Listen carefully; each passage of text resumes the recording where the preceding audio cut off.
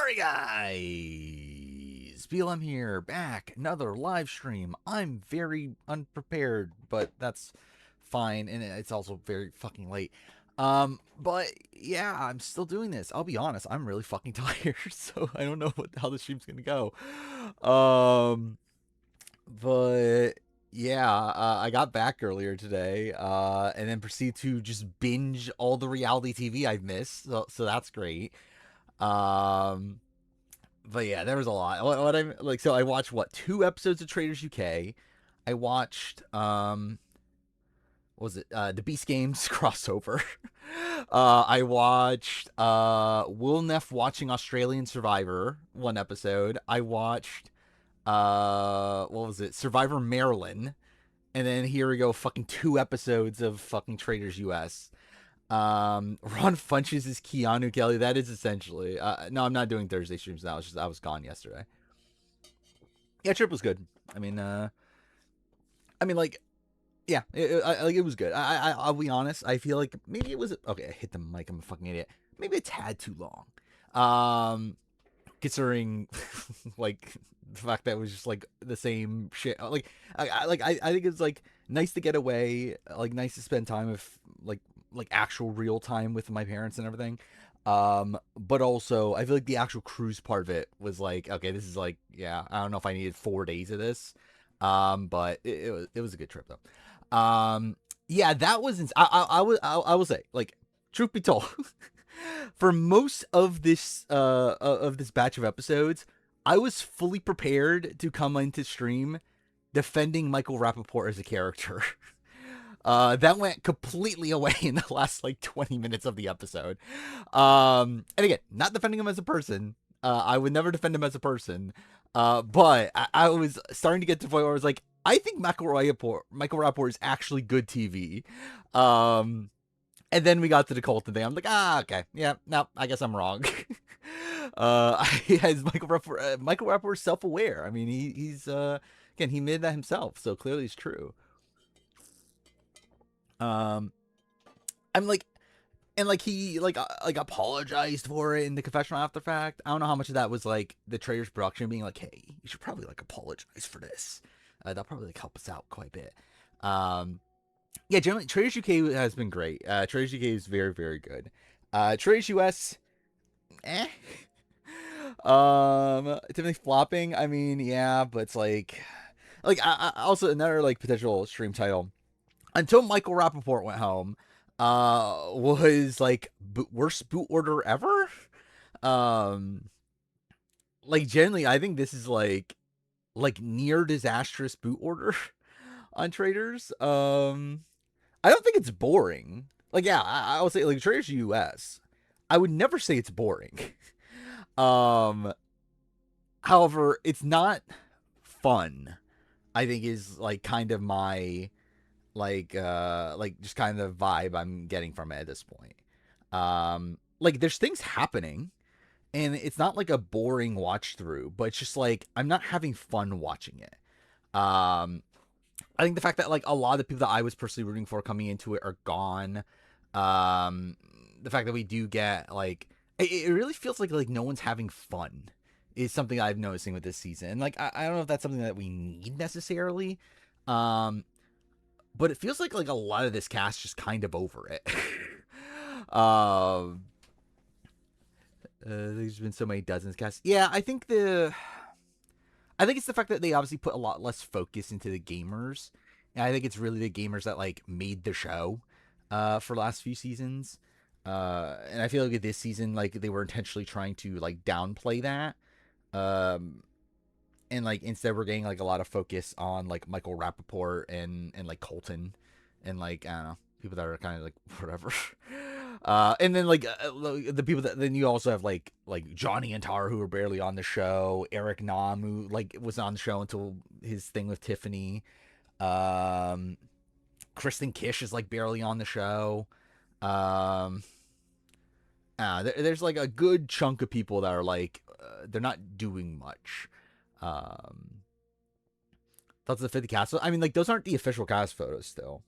But what the fuck are they doing? I haven't even like generally I haven't even seen all of them. I've just seen like a few, but like, what is this? Like, why are they doing this? In terms of the Insider video, I did watch that.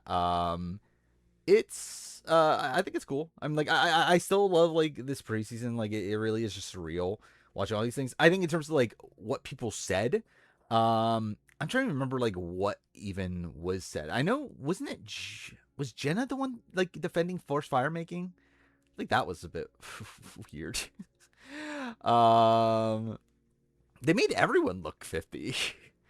Like I feel like everyone looked like old. Colby wants to be adapted. That is the thing. Yeah, Colby was talking about how like yeah, why even bother predicting what's gonna happen? I think Rob R would be interesting on Survivor and potentially.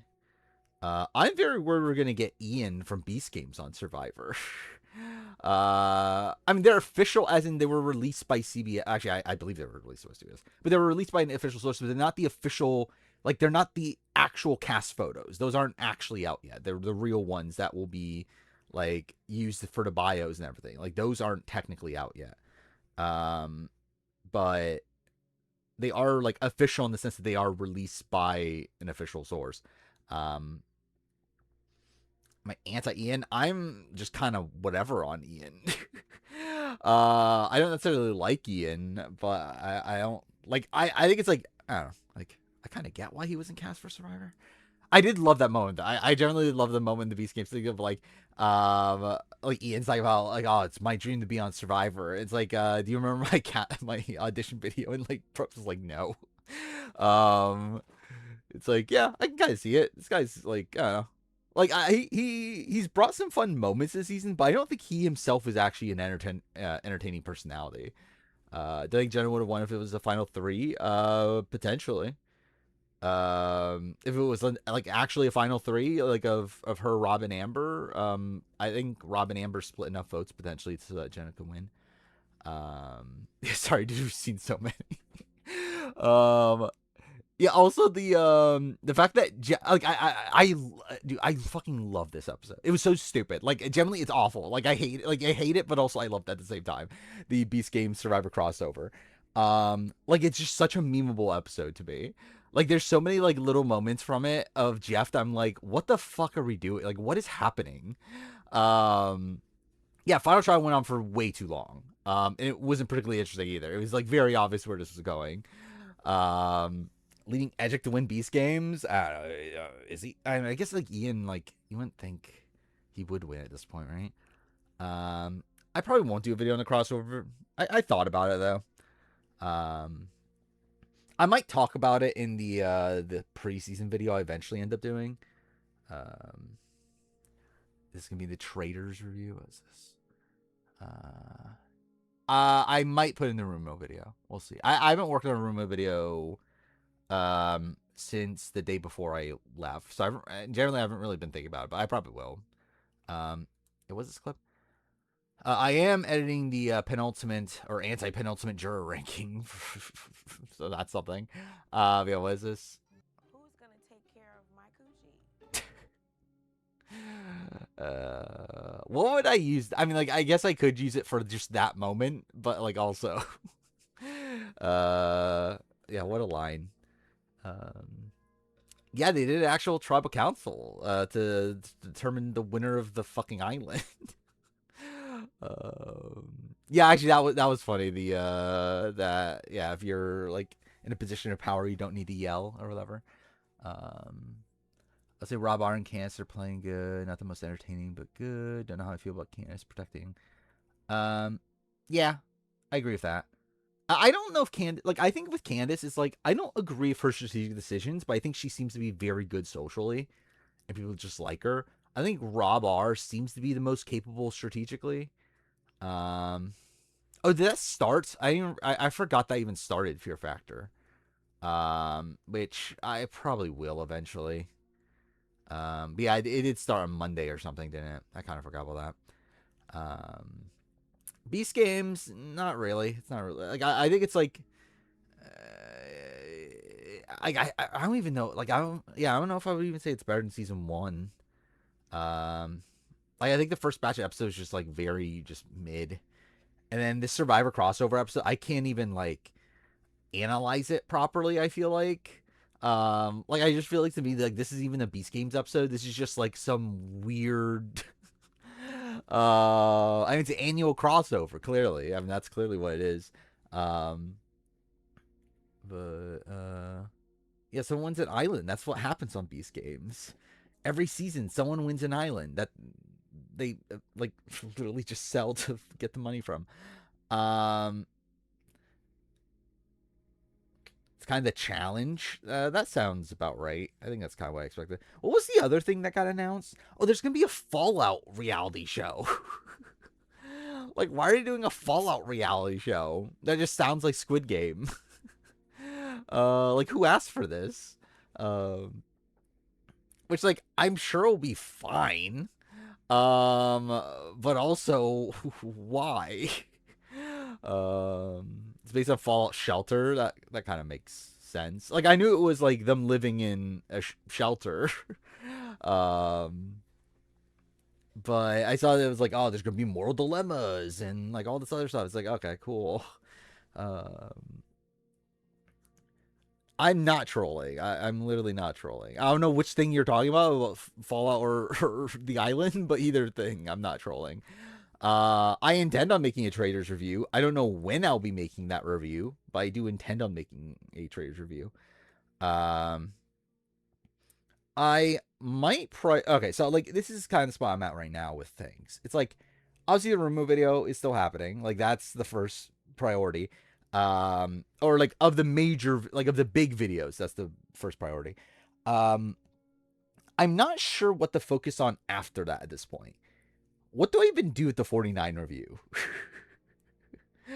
I don't know what I'm even doing with that at this point. Like, like I'm doing it. Like, I'm not making the video. It's just a matter of like when. Like yeah, do I do it like a 1 year later sort of thing? I generally don't know. Um, there's genuinely a chance that's what I end up doing for 49. Um, who the fuck knows about Amazing Race? I generally don't know what I'm doing. Amazing Race 38 in Family Edition also. Like Family Edition, I'm definitely gonna make Family Edition. It's just a matter of when. Um, Traitors, I think it depends on when time. If things line up well, I'll make the Traitors video first. Um, we'll have to see when I finish this Rumo video. So, um, watching 49 knowing Sophie cheated. I can't wait. I'll really change up the video. Um, yeah, they won an island. That's what happened. Like literally on Beast Game Season 1, like someone also won an island. That's just what they do. They just like give out islands. The latest casting. Yeah, it is actually funny that. Oh yeah, I'm not showing this now. Not that it really matters. That yeah, Johnny Weir and Tara are both like just barely on the show. Um, I did get off the ship, which I didn't go to Atlantis. I didn't go to where Boston Rob and Amber got married, even though I've been there before. But I did get off the ship. Um, yeah, so after the spoiler video, I'm like, I think that like, yeah, I don't know what the timing of that video is gonna be. I mean, it's not gonna be until after 50 ends anyway, but I'm not sure when the timing of that video is. Um, Tara's got content about her opinions. I could definitely see a Tara Lipinski like faithful win in the same way that like Dolores won. Um, where it's like she could win, but like I don't know how like integral the thing she'll necessarily be. Like she's just like there. Um, sort of begging to be back and giving us nothing. Yeah, that too. Yeah, I think that's also disappointing. I feel like Dorinda's kind of been a dud on the return, which yeah. Um, person who didn't win fall. Oh yeah, you're talking about the Beast games, which I actually think that's like an interesting addition. I haven't like fully wrapped my head around like if it's good or bad. Like it's like I think it's good as like obviously for JC who got the coin for Beast games. Like it's good in terms of like it's essentially safety until the end game, right? Like why would they get rid of you if you're like if you just staying until the end, like final six or whatever, like is an automatic like what is it 50% chance of like doubling the prize money like just for taking you to final six. It's like I think that's like a great like for JC himself it's good. I don't know how I love it for from a game design standpoint. Like I guess it's like at least he got something out of this, I guess. But did he need to get something out of this? I think is a debate. Dorinda versus Ron is a decent fight. Yeah, it was fine. Um I'm trying like was it? I feel like that was like one of the least notable fights of the two episodes, but it was okay. Um, during Ron or Lisa are going first. Probably Ron. I don't know, but I've always thought Ron. Like it's like Ron should have been like banished so long ago at this point.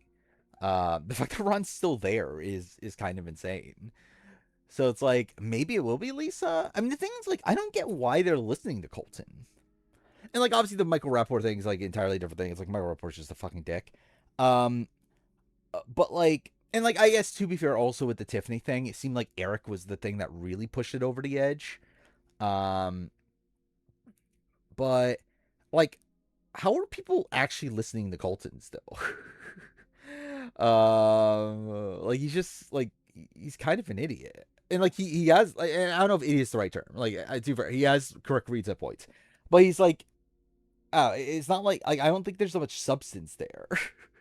um, it's like yeah, he like gets some things right, but also it's like he obviously get like I don't know. It's like he's not like this like master detective.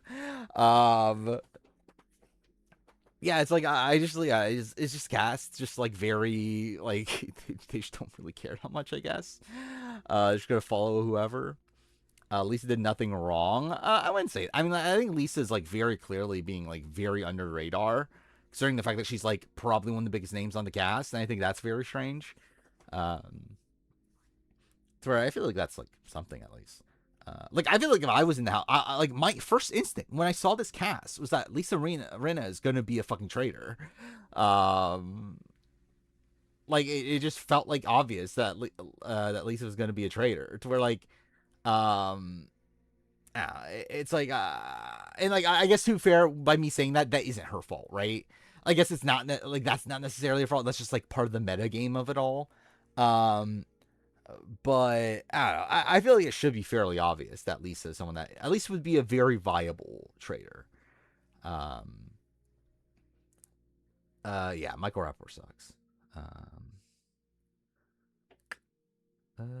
Colton must be good at making. Yeah, like and I don't know, it's just it's weird that's the case though. Knowing like oh I generally don't like with Colton like I don't understand like so like Colton like is Colton actually different or not is my thing because I know Colton's like supposed to be like not the greatest person, right? Like because like all my like what I've known of Colton is like his entire stuff The Bachelor and like obviously since then he's like obviously like yeah, came out of the closet. He's like seemingly um now more now you would think that like maybe that could cause him to change, but like has he actually changed or is he actually just like or is he still like a dick like he like used to be?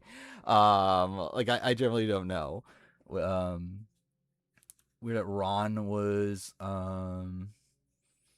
yeah, I mean that's and like I think that's more of a social thing, right? With Ron, where I feel like with Ron, um, he just doesn't seem to be very social outside of the core group. Like like he seemed like he had like Donna Kelsey. Supposedly he was like good with Rob C. Which by the way, yeah, I did listen to the Rob C deep dive, which I thought was really good. I saw some like weird, I don't know, like there's been some weird stuff with Rob, like overall like discussion of Rob, um, online, but yeah, I thought it was very good. I thought it was like very interesting to like hear because like it's like a spot where like he seemed to be disappointed by the initial result, obviously, but then eventually got over it. Um, it feels like a lot of people are like with Rob. I've seen like a lot of talk about how like all people are only defending him because of about RGP and that he's like again what was that? He disappointed people, and like he knows he disappointed people, and that like the podcast, that his deep dive was like him like essentially like kind of coping or whatever. Um, it's like I just feel like it's like a lot of people like, I mean, like, I don't know if a lot of people, I saw some posts about like people being that like Rob C's like interview was or like his deep dive was him essentially like being like very depressed, and like that's definitely not the vibe I got from it at all. um that like I found it to be a more like kind of uplift. Like it's a spot where like I think it's just very clear that Rob sees just like the Traitors isn't everything, and I think he's like aware of that at this point.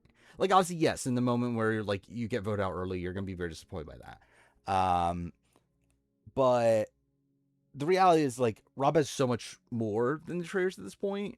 Um, and I think at this point it's like, yeah, it's like obviously I think he's come to realize that that's just the case. I think he's like fine with the fact that again, fine. I don't know if this is the right term, but like I think he's content with the way the Traitors went for him. We'll probably rank some things today, probably. Um, yeah, Life is Strange. I did see Life is Strange getting announced, right? That's gonna be shit, but it'll be funny at least. Is it really that late? I mean, I think we assumed it was like at least February, right? For Traitors AU. Ron openly said he doesn't want to. Yeah, which I don't know if that's the right way you play a game, but yeah, like it seems like he's just very like laid back in terms of social. And except for Chloe Price return, no, I'm not. Like so, okay. This is for Life is Strange. From what I understand, I haven't like done a deep dive into. So like they're doing like alternate timeline stuff with like one, like, so it's like one timeline's gonna be Max with Chloe, one timeline's gonna be Max without Chloe, right? Um, like it's like all gonna take place in Caledon, the like university she now works at, but it's like it's gonna be like um two different like timelines like converging of like one where Chloe's alive and one where she isn't. Like that sounds fucking awful. But whatever, it's fine. Um, they get people overinflating Rob's relevance to Survivor as a whole. Like I get him being upset about being murdered. Um, I mean, I think, yeah, I think in general, I think people do very much overrate Rob's like like in show legacy, right? Like I think Rob's legacy amongst the fandom is obviously massive. Like I think Rob's, and like RHP and everything is like a massive thing within like the super fan community. But like genuinely Rob C's like impact on the actual show of Survivor is not that massive. It's like I think it did like it was obviously a stepping stone in terms of strategy, but like I don't know if Rob C is someone that is like more innovative to Survivor than like Kathy Favreau O'Brien is, um, or like Sean Rector and like some of these other people that like were like the first to do something that's like pretty big. Um, where it's like I think like really the biggest impact Rob has is the the fact that like Fair Play ends up like saying that okay, I was like inspired directly by Rob. What the fuck's Quarantine Zone? Um, but yeah, like I do think Rob's like overall legacy, because a lot of people talk about like Rob as if he's like the godfather of strategy and Survivor. When it's like, eh, like again, what he did was very important at the time. Like it was very like innovative at the time, but also it's not like this thing that I don't know. Like again, he had an impact. I don't know if he's like one of the top. Like he would not. I don't know if he's in my like top 10 of like most influential players in Survivor history. Um, but I do still think that like the like I think Rob C being back for Traitors though was definitely a big deal within the superfan community. It is disappointing to see him getting murdered so early on, especially in a spot where like I don't think he did that much actively wrong to get murdered. Um, and actually, to be fair, he did, but like that's not what actually caused him to get murdered. But anyway, do I think Cara Curse is back for 50? I will say, Jeff Probst.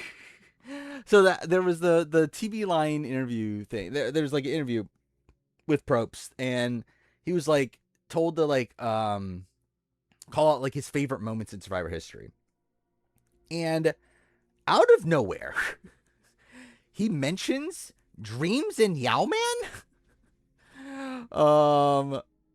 That's one of his favorite moments in Survivor. Where the fuck did that come from? Which like obviously that was like the main thing that like he hyped up Fiji for, but like like why is he mentioning Dreams and Yao Man right now? So it's like, yeah, are we getting car cur? Like, are we getting? I mean, like one obviously we got the bus Rob commercial. um, but yeah, are we getting a car for 50? Like why the fuck else is Jeff thinking about fucking Dreams and Yao Man? Oh, yeah, I did see the One Piece. Actually, I know I've not watched the trailer. I've seen screenshots of the trailer, and Vivi is mother. um, Courtney does the new game on PS5. I don't know what that game is.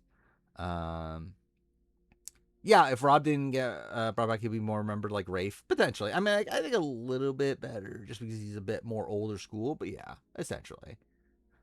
I mean, like I don't think like would Rob be that different than Sean Rector? I guess Sean Rector obviously has like cultural things obviously playing a factor as well.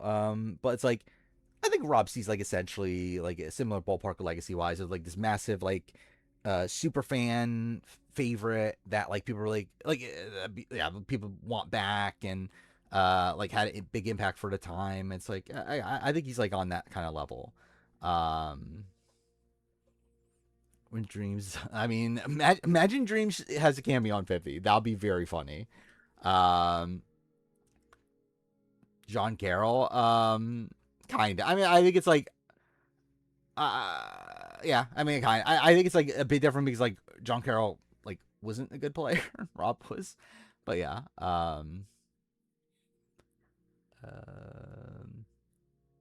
got the unluckies. Yeah, like I don't know what they're like. Yeah, are they just gonna keep in like all these like minor things still in the One Piece? Like because like there's no way they're making it to the end of One Piece, right? So it's like I think you would suspect that they would cut out a lot of these like this more minor shit, but like I guess there's not. I guess they're just gonna keep a lot of shit in, even though none of it's gonna actually matter.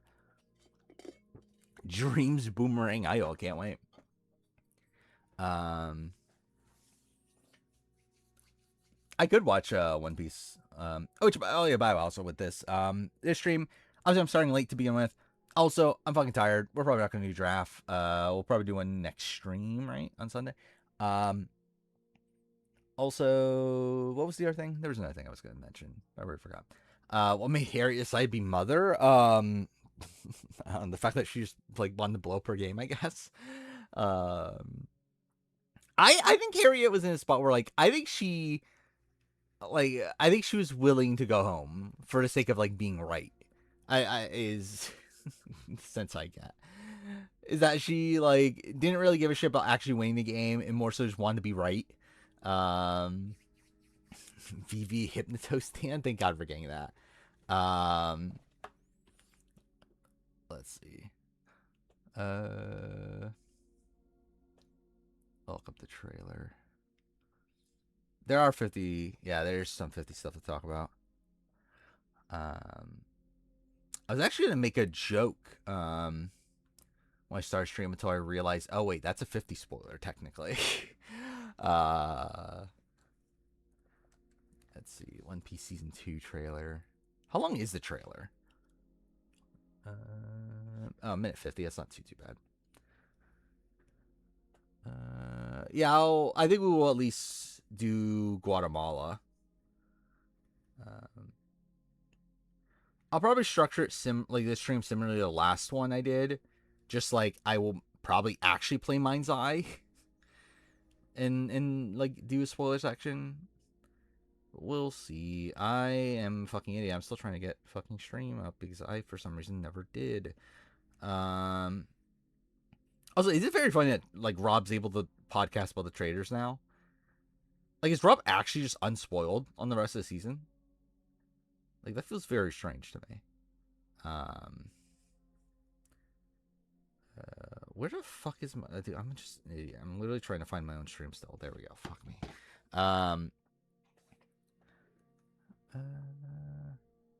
Okay. Okay, yeah, let's do that. I assume he probably did ask to be unspoiled, but like, I'm kind of surprised that he was able to remain unspoiled considering he's literally on the season. I think it's a realistic ending for One Piece live action. I doubt we'll even make the time skip. I think Eni's lobby is like best case scenario. I could even see like them just ending with Alabasta. Who think's gonna win UK? I do think probably Rachel. I think I'm leaning towards a Traitor win. Was this? A lot of people know me for the knowledge that I have about the games, but what I hope that people take away is that also the body is tea. Yes! It's giving! Face is pacing. Yes. All of that. It's very serious. Yep, that's the thing. When was it? I didn't even know this was a thing. They had like some sort of Traitors event. What a group, dude! What a fucking insane group of people. It's what Rob, Tara Lipinski, I think that's who that is, right?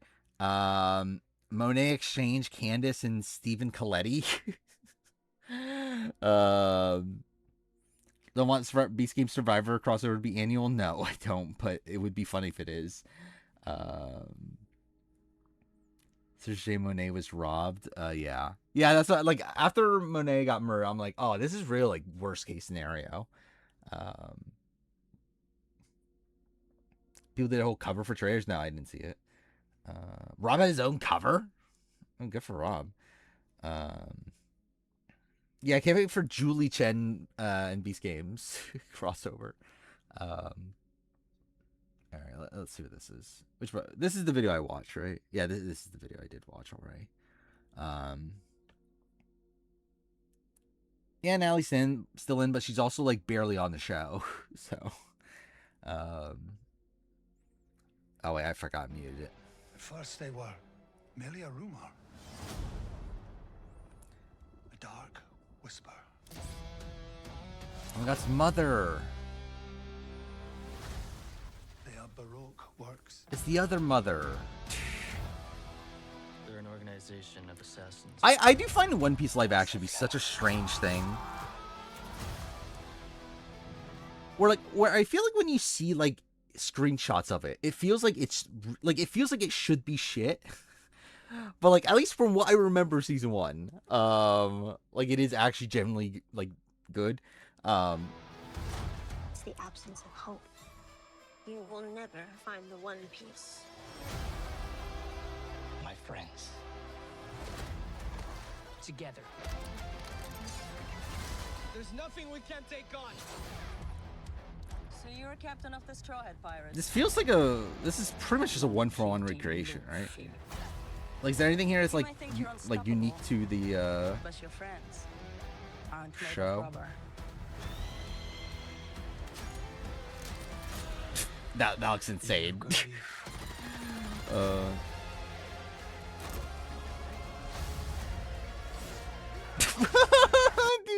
Dude, my mind's so broken just seeing the word assassins. That's fine. These guys are unstoppable. That's also very funny. Okay, that looks insane. What the fuck is this? That looks insane. Whatever, it's fine. All right, whatever. Okay, cool. Is it not gonna play? Now's my turn. Good luck.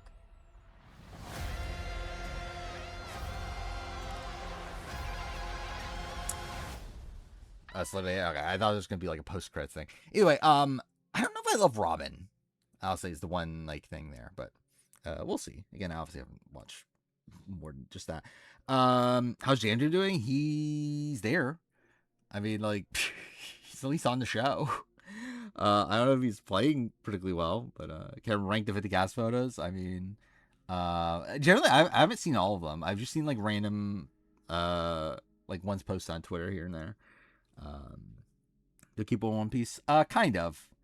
Not like fully, like at this point. I'm kind of waiting for like the true final, like I because they're going to Elbaf next, right? Or not Elbaf. I mean, they're going to Laugh-Tale, fuck me, next. So it's like I'm kind of waiting for that point. Like I know they're in Elbaf and it's going on. It's probably gonna take forever, but yeah, soon I will probably get back caught up on One Piece. Jam being your weird pick's funny, yeah.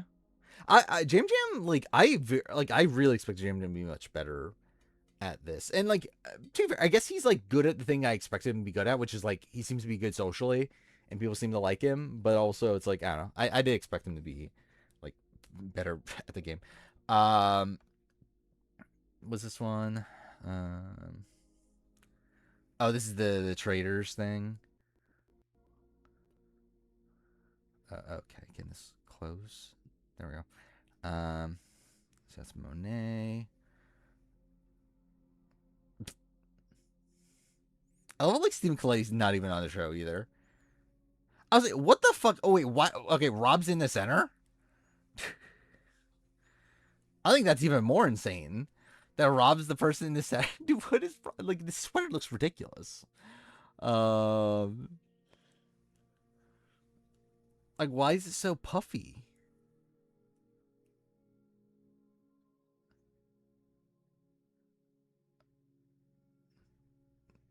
Yeah, I don't know. I would have picked a different outfit, but whatever.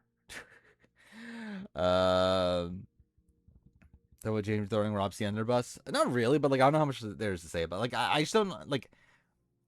I think James just seems to be playing like a very like self-interested sort of game, but like in a way that's like very frustrating because like it's very short-sighted seemingly. It's essentially just like how does he push himself forward as much as possible without caring about the people around him when it's like you need these other people. Um, Scroll back up to Candace. What was it about Candace? Oh, is this one Candace? Yeah, she looks good. I think Rob's getting called back. There's a chance. I mean, like, I'm like, I think they gave him a pretty good edit for an early boot, and I mean, he does have like a following, so it's like, I don't know, why not? Who's Steven? He's an actor.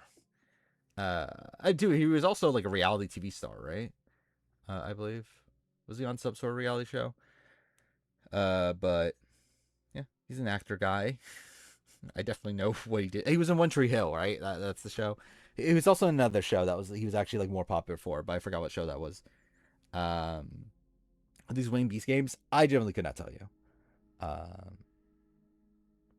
Generally, I don't even remember who's on this cast at this point. Like outside the people that like so. It's weird because like there's like 20 people left, right? But like only half of them were even in this episode, because of the Beast Games thing. But then also it's like I don't even know who half the people are that were in this episode. Like I just think I'm still at the spot where like I don't know who these people are. Like I know Ian, I know Vance Walker, but that's more because of like outside the show things than him on Beast Games. Um, Same thing as Sue. Who else is there? Who else is there? I mean, Jeff. Jeff is there. Jeff, not Probes. Jeff, the winner of fucking Beast Game Season 1. Then JC, right? Which one's Katie? I don't know who the fuck Katie is. Then there's the Showmance, right? Like, they exist. Yeah, I don't know who else.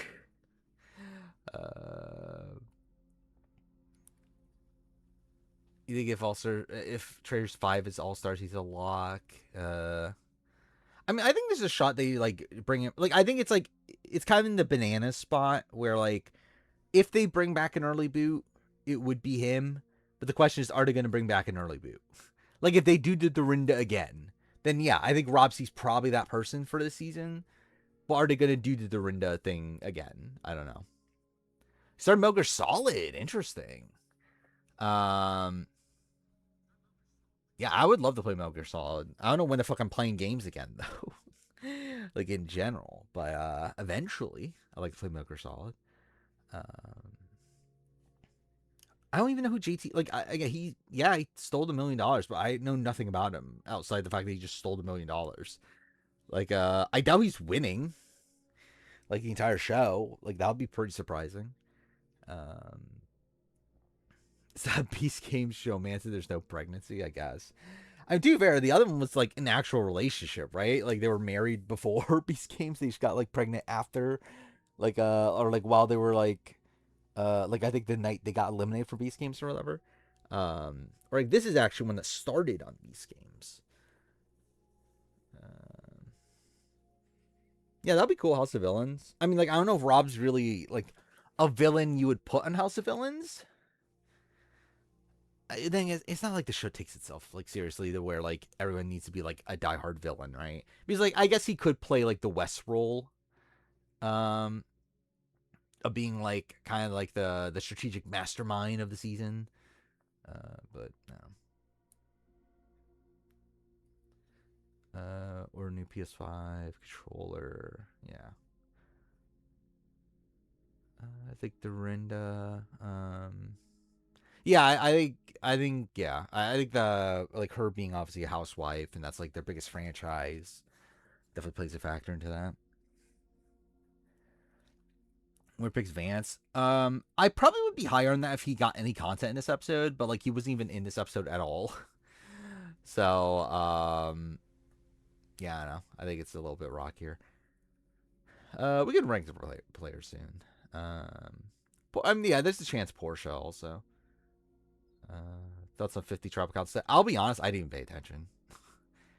There was like a ship behind them or something, right? Wasn't it? But generally, I just did not fucking pay attention. um, is there even that popular? I believe she is, right? Especially within the Housewives community. Um, yeah, Natalie Anderson level. Yeah.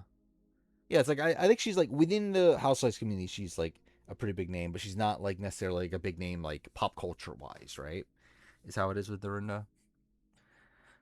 Um, but yeah, all right. I guess we will rank the players. I did have it open already. It's like the one little bit of prep I did before I started stream. Um, she's one of the most popular Roni stars that's not racist. Well, thank God. Gonna do a video over how each season got spoiled. I will eventually. That's on my list of video ideas. Oh, was that the 49 stat on Beast Games? Okay. 50 sets inside. Oh, wait, I saw the picture. Everybody else didn't look at. I know that there's a spoiler in it. I did see that. But we'll talk about that later.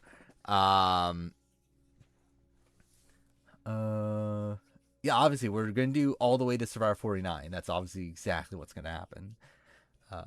Which I have been highlighting the player ranking stuff on I've been highlighting on Twitch, and then I've been downloading just those specific sections to where I might release as some sort of video of some sort eventually. Like I think like if I do, it'll just be like a collection or a compilation or whatever of them on the VOD channel. I think it's probably what I'll end up doing eventually. There's revealing spoilers for people are begging for it to not be Micronesia 2.0. Yeah.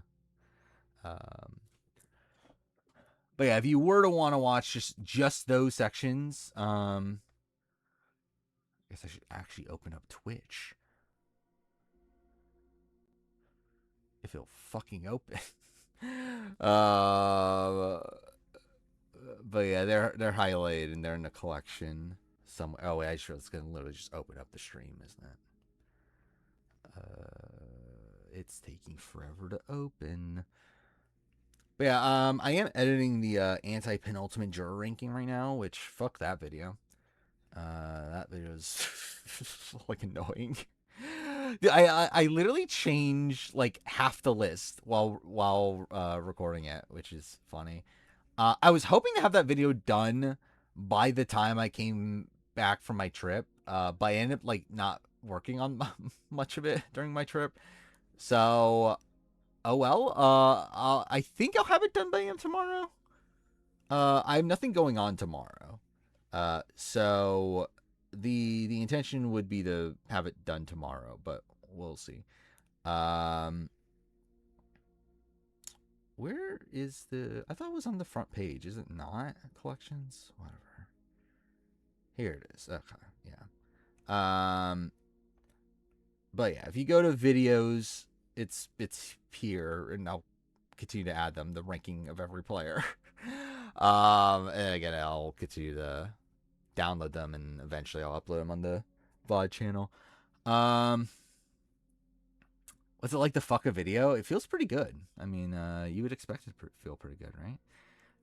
Power's out for 7 hours today. That sounds miserable. Yeah, I was without internet for 4 days. That's something. Obviously more like intentional. Um, the problem is I ate way too much. I gained a obscene amount of weight, which is what was going to lead to that Survivor 50 spoiler joke that maybe I'll mention still later. And what was top 3 foods?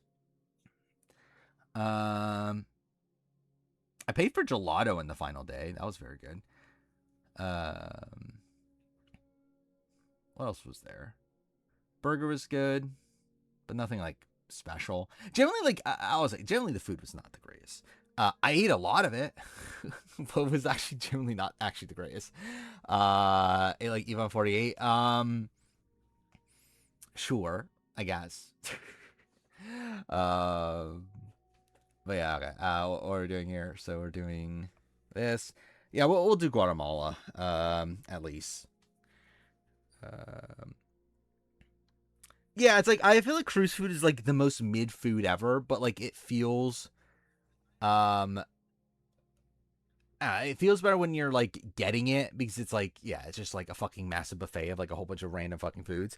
But then like I feel like as you start to eat into each individual thing, you're like, oh, that was just kind of okay. Probably should have gotten all this shit. Yeah, okay. Let's do. So we're doing Guatemala, which is the last season I have. Well, last season until New Era, or at least until 40. I have a player ranking to base it off of. Copy, please. Oh, wait, actually, I need to copy the name too. Not this again. Generally, I don't think this is actually even helping that much, right? Like, this is actually like doesn't actually matter, but whatever. I'm still gonna just do it for the sake of it. Yeah, double D is gonna be purple. I mean, when would double? I mean, obviously, double D has to be purple. Oh wait, no, I forgot Rafe is fuck. Rafe is actually first. Is Rafe first in player ranking? I generally don't know. But also, I found that very funny about Beast Games. The fact that Beast Games, when they were talking about like doing their big intro on Survivor and everything. Oh, I forgot Stephanie's not gonna be on this. I already talked about Stephanie. Yeah, I found that very funny that for the Beast Games intro, for Survivor, they showed just like all footage from the Danny Boot episode of Survivor Winners at War. Like that was so random. Like why that episode? Like what made them decide that this is the episode that we're gonna show footage from? It's like obviously it's like I assume they probably just downloaded one episode and just used footage from that episode, but like why that episode? Like of all the episodes of Survivor history, it's like Danny Boatwright Boot episode. But okay, sure I guess. I guess it's the Kansas connection. I guess. Actually, where's Mr. Beast from? I generally could not tell you where Mr. Beast is from. Is he from Kansas? Because that could be a thing. I doubt he's from Kansas. He doesn't seem like a Kansas sort of guy. But it'd be funny if he was. USA 4 is 10 times better than USA 1. I mean, yeah, it's definitely better than USA 1. USA 1's just pretty shit. Wait, I forgot Bobby John also is on here. I forgot about that. So we don't have to talk about Bobby John either. So what, 16 people here? All right. North Carolina. Oh yeah, I forgot about that. I should have known that actually that he was in North Carolina. uh, had Margaret hired him Brooke. Yeah, I guess. I get why I would. Then Guama has a dark blue player. Probably not, but I don't know. It's kind of this weird thing where like if I had Amber as dark blue, I feel like Danny Boatwright is dark blue. Like I don't think Danny Boatwright and Amber are that far apart.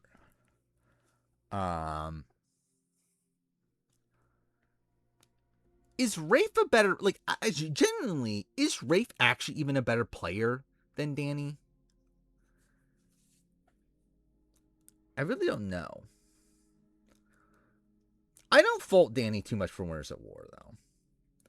Like Winners at War, like Danny, I think she was just kind of screwed to begin with. And did she play it optimally? No, but like I don't think she was like in a good spot either way. Like I think just based on pregame, like she was pretty fucked to begin with.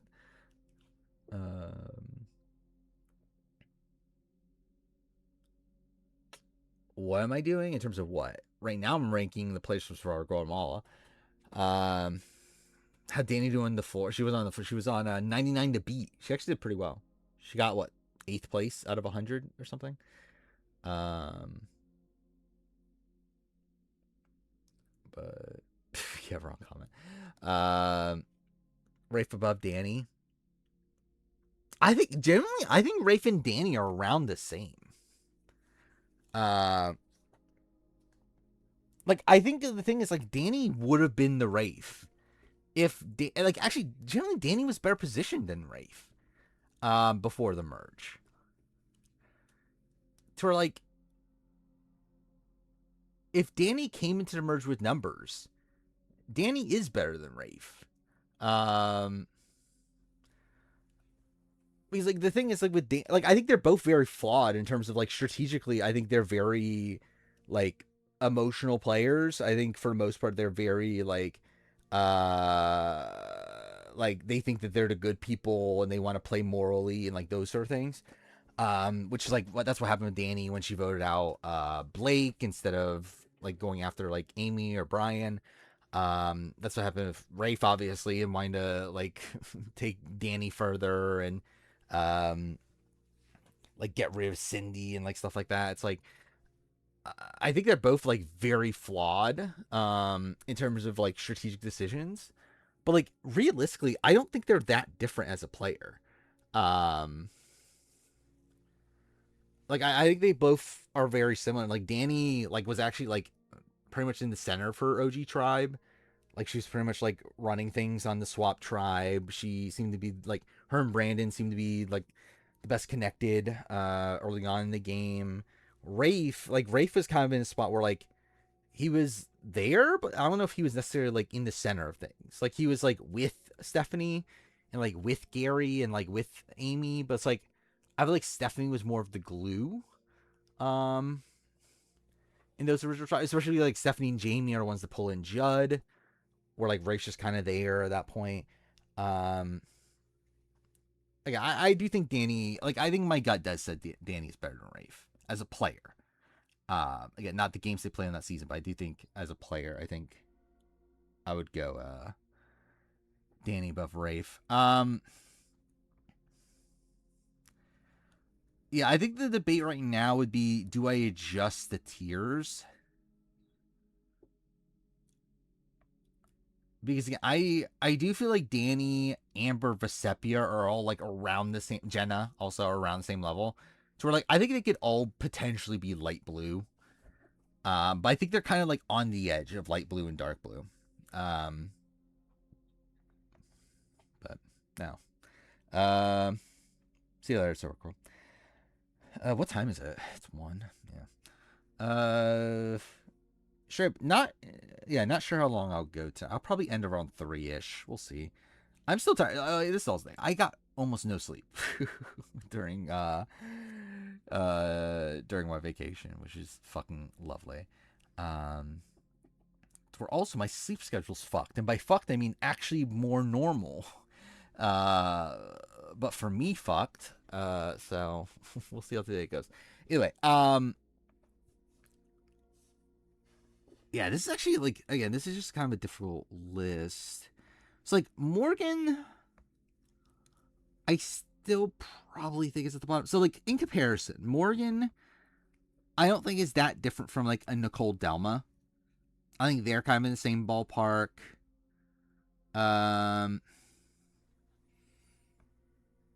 You can argue Mia, but I think she's probably a light red. Realistically, like she's not like she doesn't seem like an actively bad player, but she's just one that like kind of was voted out because like for well a couple of reasons. One that like people didn't seem to think that um she was like doing much wrong camp and like wasn't like helping in challenges. But then also she like was kind of playing the game.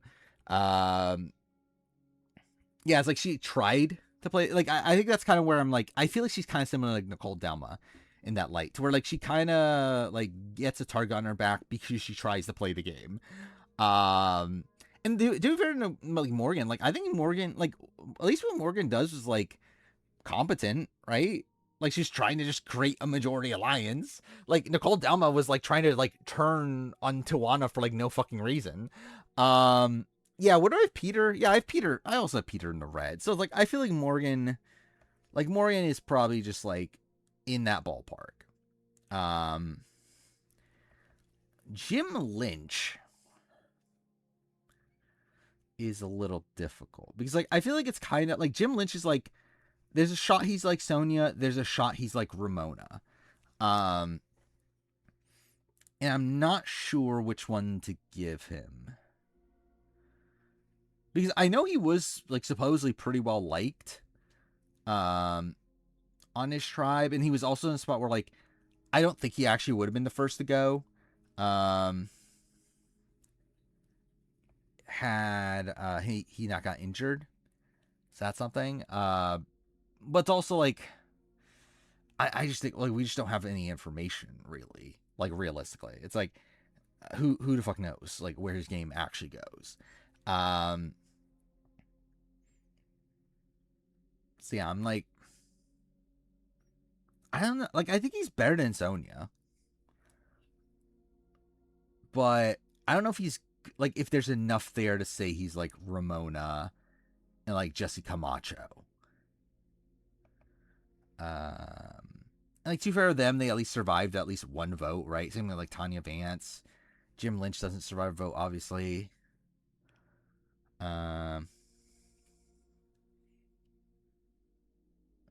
Let's see who else is there. Like Maryland's there. Like, is he that different from Maryland? Maryland survived the vote.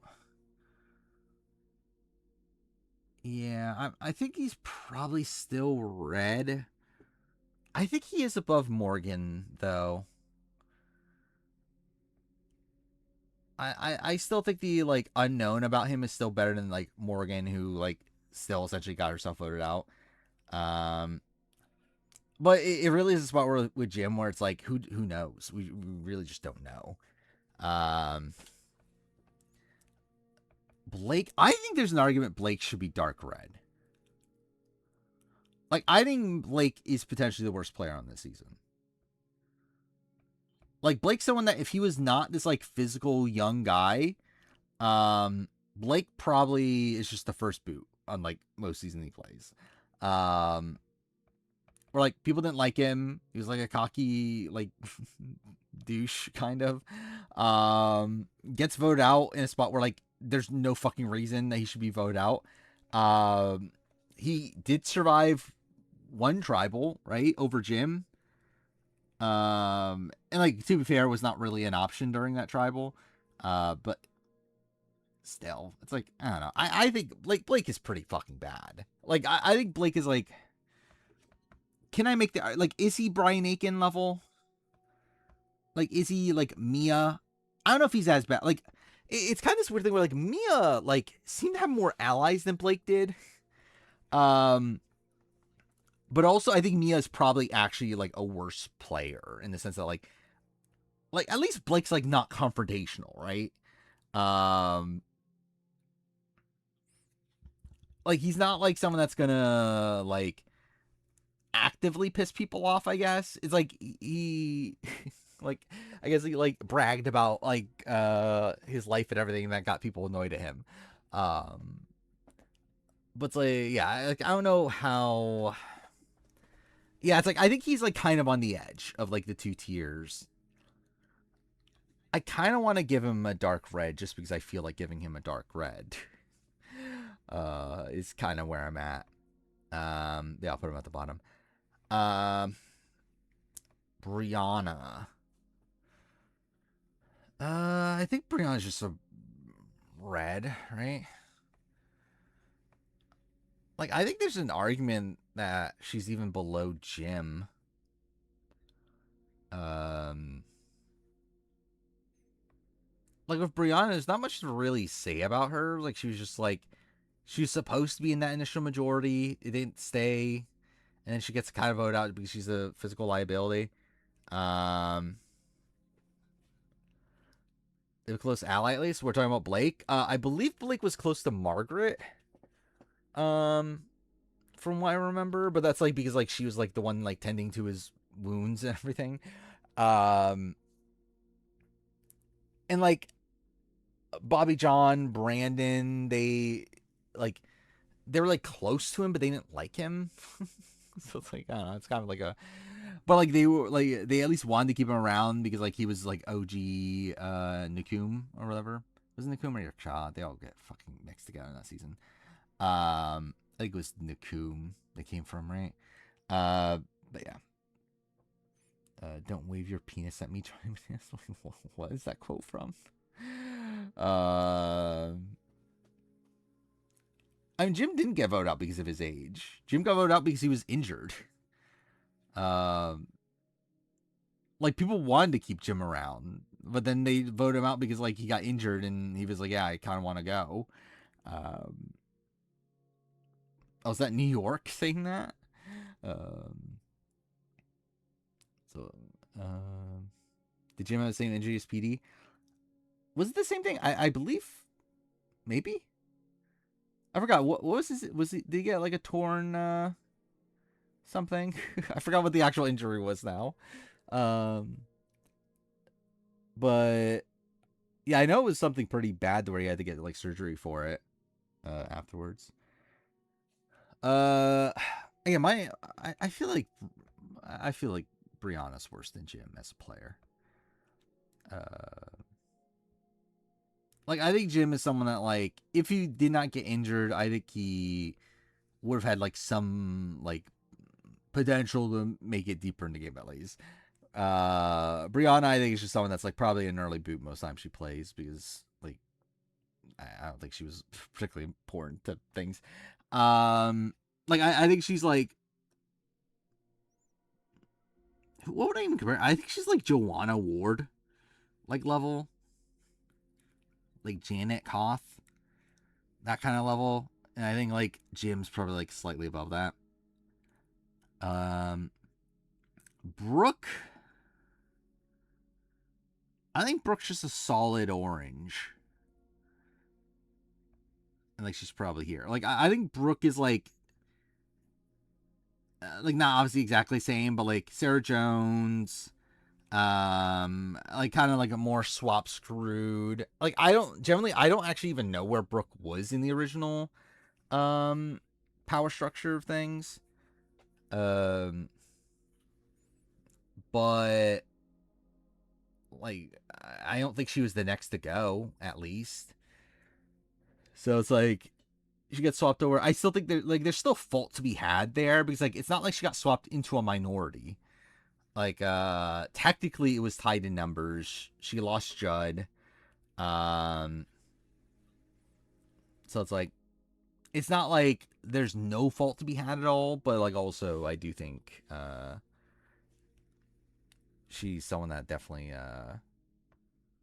gets swap screwed. So it's like I think she's a solid orange. Margaret, like uh, as a player, it's a bit tough because like I think there's an argument Margaret's a worse player than Brooke, right? But like also Margaret survived over Brooke in a spot where like they intentionally chose to target Brooke instead of Margaret. Um, so like that is something, and like obviously that's the reason she's higher on the player ranking. Um, I think in terms of this, like we see more faults from Margaret. Like Margaret seemed to annoy some people, especially how much she was like catering towards the younger men, like the Blakes and I don't really, I guess Blake, right? And then like pissed off Bobby John and Judd. Then after swap, like after she's on the bottom after swap, she's kind of like pissing off Judd there, like and like really just like not even bothering to connect to the other tribes. It's like, I mean, she didn't say that Judd had ADD. uh, should I knock Danny down on the list because she told Judd that he had ADD? Should that be a negative for Danny? Should we knock down a tier? Um, Whoever cast Brooke and Cindy is crazy. I think Cindy, I think, is actually a good character. Brooke, though, it's like, yeah, we didn't see much of her, but I don't know why they cast her though. Knocks her up. Yeah, she's purple tier because of that, obviously. Lisa Dragon Caroline for no reset the murder is funny. Yeah, I mean it feels very like scripted, but yeah, it was humorous. I did not know that Cindy got a car. I don't know if anyone ever found that out. Seems like something that's again secret knowledge. I think Margaret's worse, right? Like I think there's just more things to call out for Margaret. I'll still put her orange because she was like swapped into a very unfortunate situation. Then again, like, is there that much of a difference between like Margaret and Jean? Or is that more so like a thing of like should Jean be orange?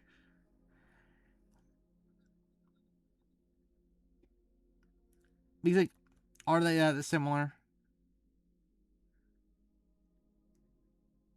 Yeah, I think I'll move Jean to orange. I guess. It's like I feel like Jean's like she got swap screwed. It puts her in with the other people that got swap screwed. Is there anyone else that got swap screwed that's in red?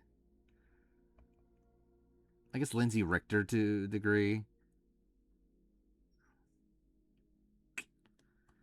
Or do I just yeah, fuck it, I'll put Margaret red. It doesn't fucking matter. It's fine. Jamie Newton.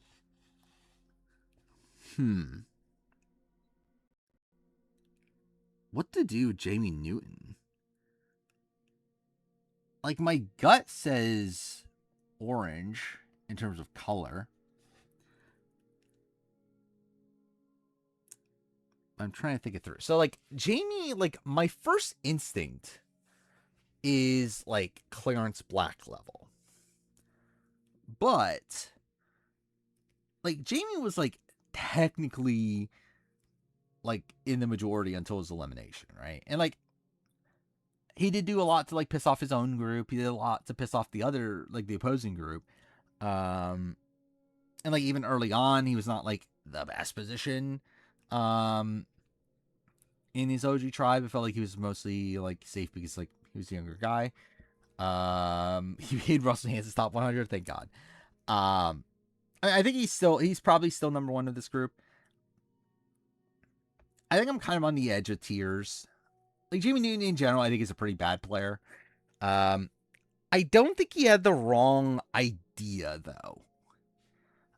Is like the love, like is like a bit of grace I'll give to Jamie Newton.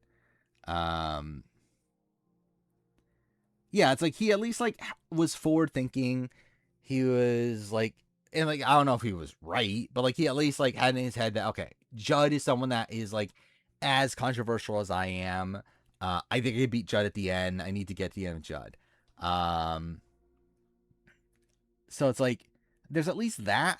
Like he at least like had like strategy to his game, but there's a lot bad there. I don't know. I think my gut does say like I think the like him being like competent strategically, I think is good enough to put him out. Yeah, it's like I don't think like in comparison to Zoe, it's like I think Jamie has a better strategic mind than Zoe. And it's like they both were dead edgically, fuck me. They both were dead jury wise. But so it's like yeah, I think I'm gonna give him the yellow. Brian Corden. I don't know what to do with Brian Corden. Purple, obviously. I think there's a world where I give him orange, but I think I'll probably give him yellow. Like, is Brian Corden a better player than Jamie?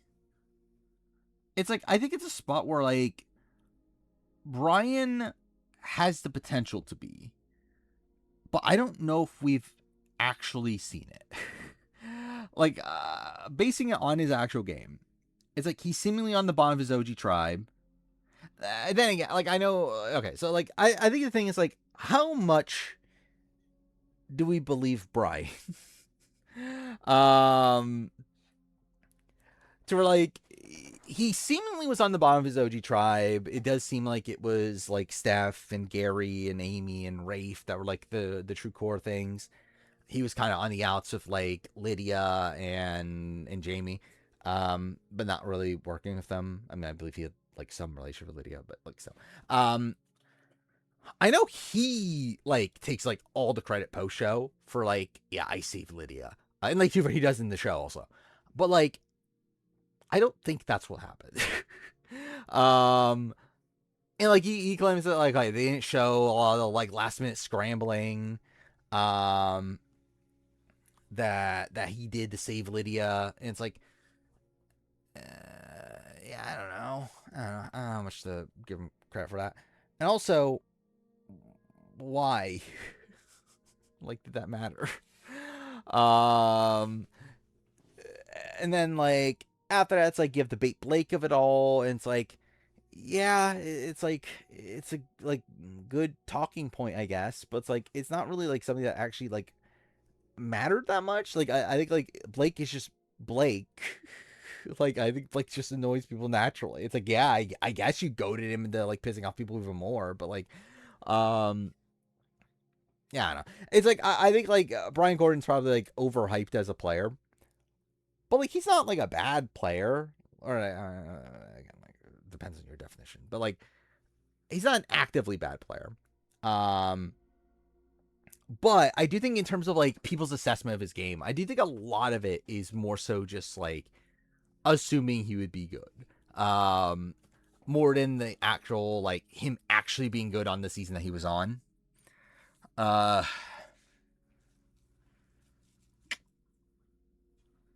so I'm debating if I want to keep him yellow even. But he's like realistically looking at the yellow. It's like yellow it's like mostly people that made merge, right? I guess like Ibrahim is like one here that didn't. But part of me wants to even make him orange.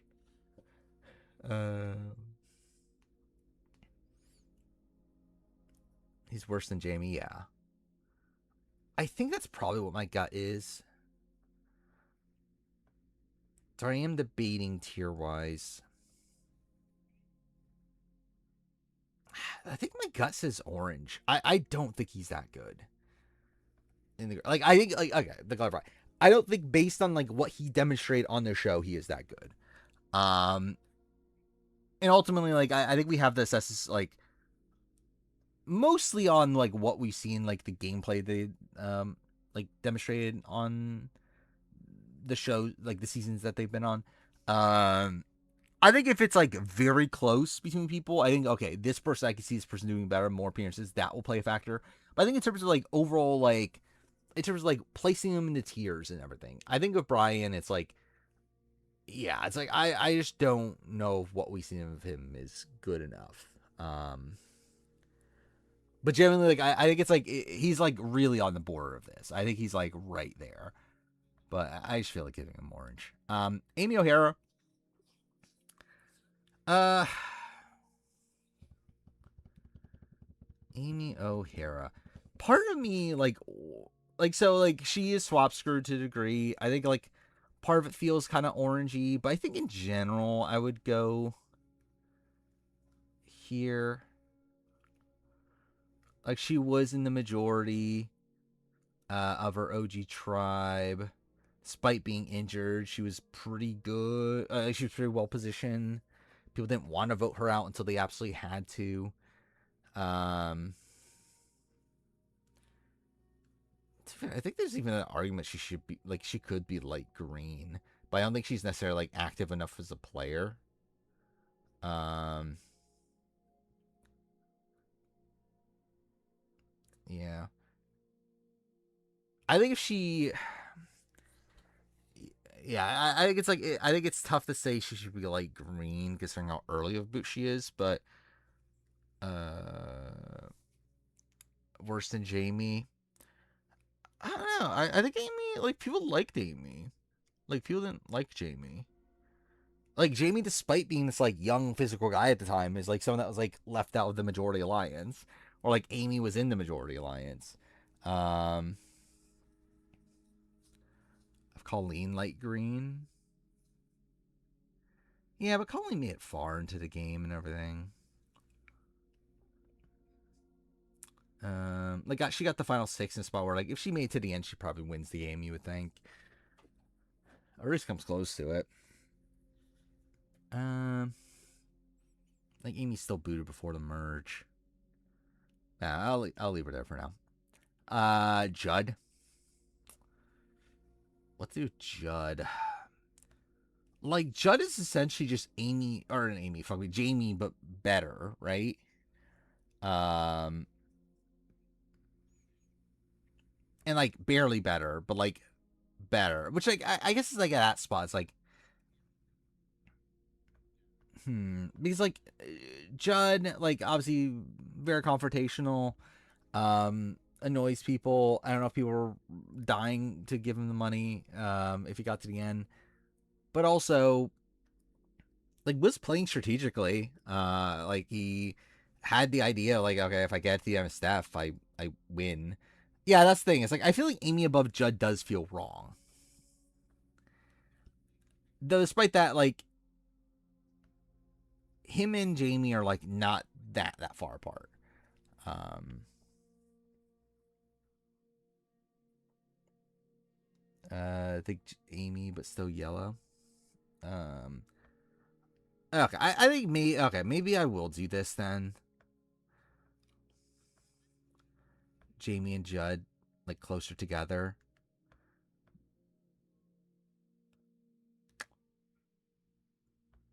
Ted is this?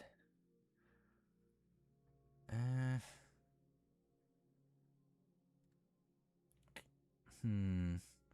Should he be light green? I Bobby John here. I don't know. I think I give him light green. I don't know. I think he's like he's probably on the edge in the grand scheme of things, but I think I'll give him light green. House Cruise, it was fine. Yeah, nice to like go somewhere, I guess.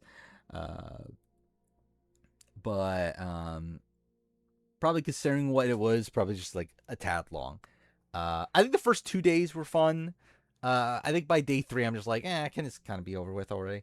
Oh, I forgot. I never watched Beast Games episode 0. I forgot about that. All right, Cindy. Cindy's probably also light green. I would think above Judd. I actually think there's an argument that Judd's a better player. I think strategically Judd is better. I don't know if better is the right term. I think Judd was probably more forward thinking than Cindy. I do you think the issue with Cindy is I just don't understand what her game plan was? Like I still generally don't understand like what was her like what where did she think the game was going? Um where it's like what was her intended final three? Or final two, I mean. Um like I guess just everyone's plan final two was Steph. Yeah, Jared wasn't even on the show, but he was on the season. Um Elise is banished next week. How she predict other traitors? Just kind of middle of the road, right? Like, I don't know. It's like amongst the entire series, it's like she's kind of just like Cody Calafiore, but like not having made like as big of a blunder as he did, but kind of being booted around the same spot in the game. Um, yeah, it's like Cindy's someone that like is at least like not confrontational. Like people like, or at least I don't know if people like her, but like people don't hate her at least. Would I put Krista on this? She's light green. Because I feel like Cindy's like essentially like to a degree a bet. Like I think like there's different pros and cons with him, but like I kind of feel like they're on a similar level gameplay wise. Like technically Krista was in more of a majority early on in the game. Um, and like technically Cindy probably like was more liked by people. Um, than than Krista, but yeah, I think I think Cindy like kind of towards the top of light green. I think that's fine. Um, that's on Survivor Maryland. I thought was very good, and like Survivor Maryland is like such a train wreck, but in like the best possible way. Um, like where like the vote this week for Survivor Maryland makes no fucking sense. Like what the fuck? Like why? But also made for good TV. Chloe's mother. I mean that's something. Um, Kristen more of a killer instinct. I guess. Yeah, I guess. But I don't know if that's saying that much. Like I don't know how much more of a killer instinct she necessarily has, but yeah. Like she was like talking about like yeah I need to like we need to cut Rupert eventually, but I don't know. I did wait. Which historians podcast was there a newer one? Like there was one like a couple weeks ago, right? Um, I listened to that. When was it? Yeah, it was the end. It was end of December. I did listen to that one. I don't remember anymore what happened to it. Like obviously, I know like they talk through. They just finished the pre-merge, right? I don't even think they got to the merge, or did they watch the merge episode, or like talk about the merge episode? I don't remember, but it was good. I just don't remember like specifics about it at this point. What College Survivor season is the best show of the year? I mean, it probably is, which is pretty funny. Uh, yeah, because I feel like they were about to get into the the pagonging essentially. Um, wait, was it Sri? Oh, it's a traitor ranking. Sri, Danielle, Phaedra, Carolyn, Christian. Is Christian that high? I don't know if I would rank Christian that high. Like Christian's like a weird one because like Christian played pretty horribly, but like it somehow worked out for him, I guess. But I'd still put Christian lower than that, I think. Probably put him like I think it's tough to rank like Ari and Kate who are like recruited so late, but like I don't even know if I put Christian above Cody. I guess because he like got further than him obviously, but like I don't know. Would he be the best season ever? I mean no.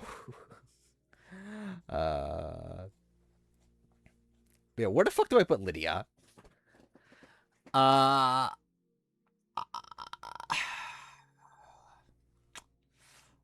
I feel like yellow is my gut for Lydia. like the tough thing is that obviously Lydia made the final four in a spot where like she could have theoretically won the game if she got to the end. Problem is that obviously like no one was taking her to the end, and she was never going to win the like final challenge to actually get to the end. And like got voted out before final four, despite or like before the final three, like despite the fact that like it was pretty obvious that she was never going to win a challenge. Um, yeah, like I don't think Lydia's that good. Trying to look at the other people to compare to. I guess there is an argument she should be like light green still. Is Keith actually what is Keith Famey is kind of a weird one in retrospect. Um yeah, I think my gut Jamie's just a tough player to rank. Because like I think what Jamie was trying to do is not bad, but I think just naturally Jamie just kind of sucks.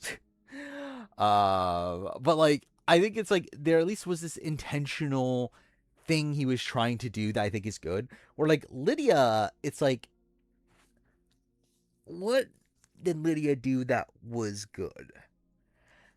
I guess she was looked at as like an asset around camp, where obviously people wanted to keep her early on. That's something. She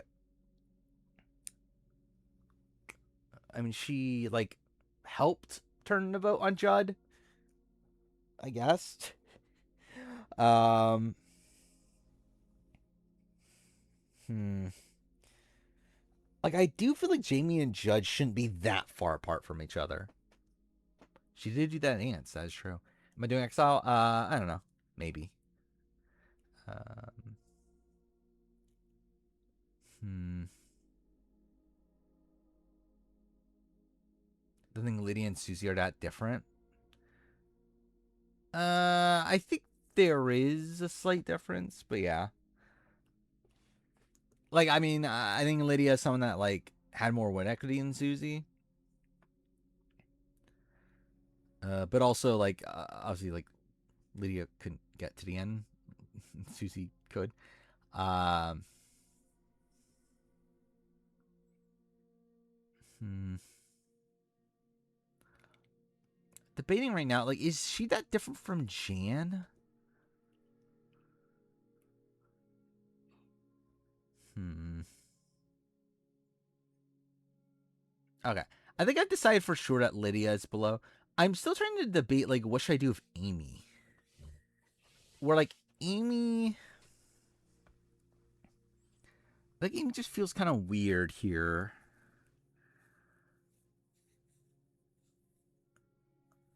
Hmm. Like, generally, part of me wants to put, like, Amy here, but I feel like that feels definitely too high.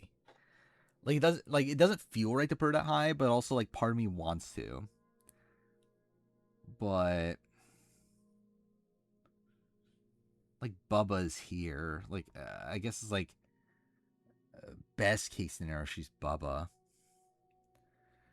Mm.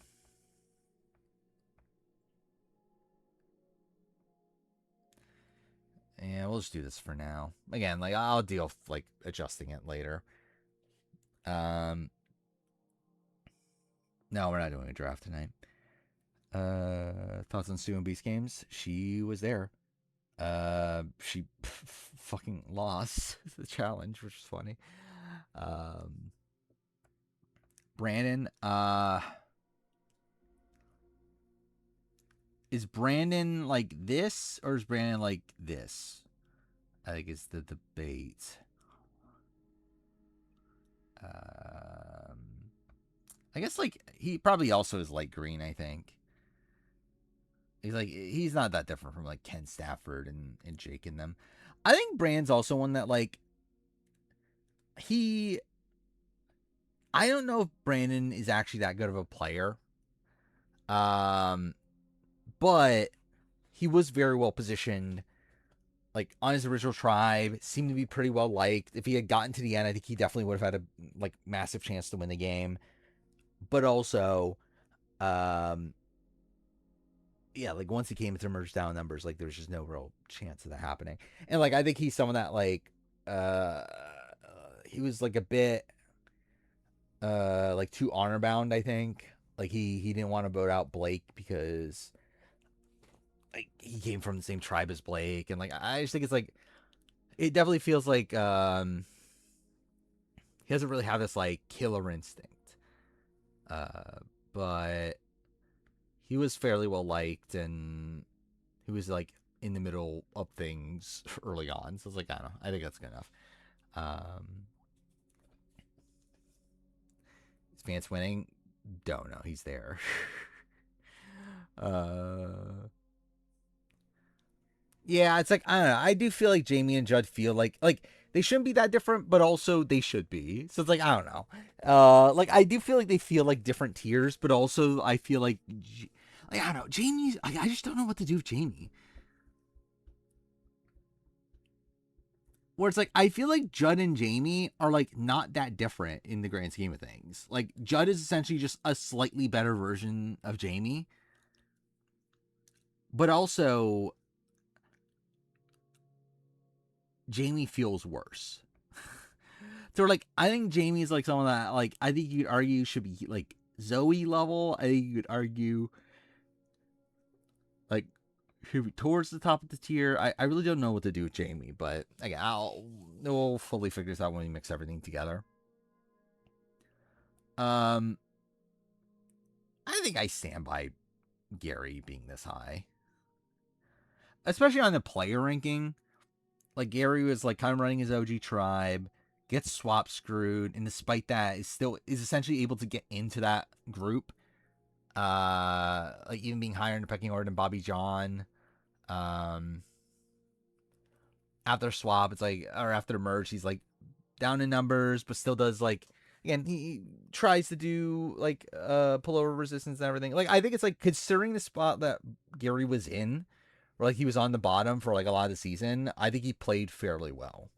Um like ultimately it's like a spot where like I don't know if he ever would have been able to do much in the position that he was in, but like I think considering like you would think he'd be dead to rights. Um After swap, especially being like the leader of the opposing tribe. The fact that he was able to make it to like like mid merge in a spot where like he had a lot of win equity. I think that's pretty good. I hit the mic, but whatever, it's fine. I don't know tier wise though. I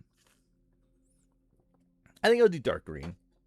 Like if Dina is dark green, I feel like Gary Hogaboom should be dark green. I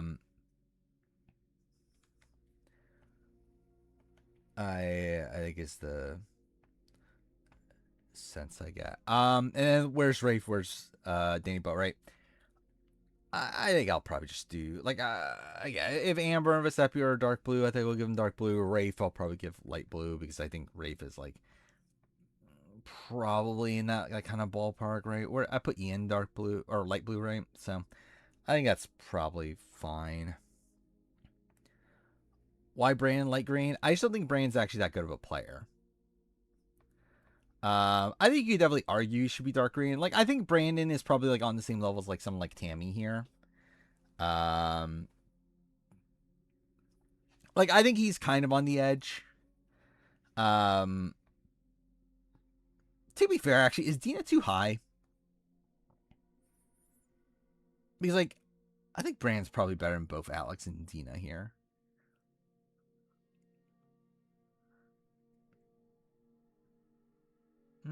Okay, you know what? Fuck it. I'll give him dark green. He's like I see next. Like I have like Tawana dark green, and I guess Tawana there's like a level like swap screwed or like twist screwed. Yeah, okay, fuck it. I'll give him dark green. I have Julie Bear dark green too, so yeah, I'll give him dark green. Um, yeah, Helen. Yeah, Helen's probably too high. Realistically.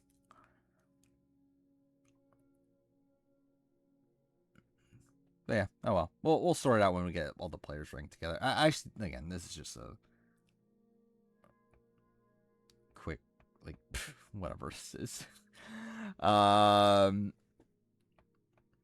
right, let's go them all out. Should I do Panama? I think I'll do Panama, and then yeah, I'll play the game after that. I think. Uh, yeah, I watched UK4. It's very good. So I have no guide for this anymore, so that's something. So I can close this now. Yeah. So Tina, I guess we'll just talk about them like one by one then, right? It's probably just the easier way to do this. Uh, Tina, like, she's not good, but like, I don't know how awful she necessarily is. It's like she's on a try before. There wasn't any room to maneuver. Like, yeah, it was probably a spot where like there's no reason to actually vote out Tina first. But also like I don't know. I think I'll still have to give her dark red though. I think it's like it's still a spot where like she probably shouldn't have been voted out in that spot, and like I think there's like things to justify or whatever. Like obviously it's like the like mental space she was in at the time. Um, yeah, I think she's still like not great. um, I think yeah, I think I would like debate light red, but I still think yeah, I still think I'm gonna give her dark red. Um, I think Rachel's probably winning UK, but I've been wrong before, obviously. Why is Wilnef think Jesse was about to win? I generally don't know. Like and well, generally like again, it's Wilnef. So what do you think? But it is a funny thing with Wilnef, where like he's very clearly like biased towards the broy guys. But yeah. But yeah, I think with Jessica Camacho, it's a spot where like Jessica Camacho likely doesn't go home if she wasn't like sick. It's like I feel like Tina, it's like kind of a different situation. Where like with Tina, it's like she legitimately gets voted out. And like yeah, again, you debate like the headspace thing, but it's like also it's like she actually just gets voted out though. Like Jessica Camacho's like she wasn't supposed to get voted out, and it was like she got sick, so like they were like okay, we'll like pity her and vote her out because of that. Like I feel like it's a very different situation. I kind of want one F on Safari because he's confident. Yeah, I think like yeah, he's like I'll definitely make it to emerge, and after that it's like luck, which is like I mean yeah, like on paper you would think that, but also would be very funny to see him on like New Era Survivor and like gets taken out first, like first vote. Hey for Zamo. How's Cruz? It was okay. It was good. Nothing bad happened at least. Um, Kind of predicted Suri being a top 5 player. I don't think that really matters to this ranking. Um, I don't think Tina's that good in the grand scheme of things. Linda, you can debate she's swap screwed, right? Um, like she gets, like she was technically in the power position with Ruth Marie on the original. Kasaya gets swapped into the bottom. It does give her adversary, so that's like kind of an issue, but like Melinda's not actually that bad.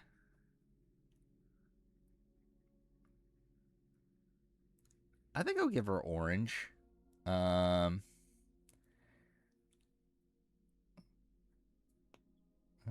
yeah, I think I'll give her orange. Misty Giles. I don't know. Misty, I feel like my gut is that she's worse than Melinda as a player. Who's Melinda? What a question. Well, according to Brand Donlin, she doesn't exist. So, um, like Misty is like another one of these that like I think theoretically she has potential, but like we didn't see a single bit of it on the show. Like everything Misty does on the show is ineffective. Like nothing works out for her. Like she's actually like not that good. I do think she had like a somewhat unfortunate like grouping of people to work with, obviously, where like she was where it was like a very broy group, and um, like the one we're down in numbers. I think my gut is below Melinda. The thing is, I actually don't even know like what would have happened on original Bayonetta if they had gone tribal. Do we even know? And also, it doesn't really matter, I guess. Like they were only in that group for like one round. Um, I think my gut is like she's around where like Stacy Stillman is. So I feel like she's probably red. How many seasons we're doing tonight? Probably this is the last one.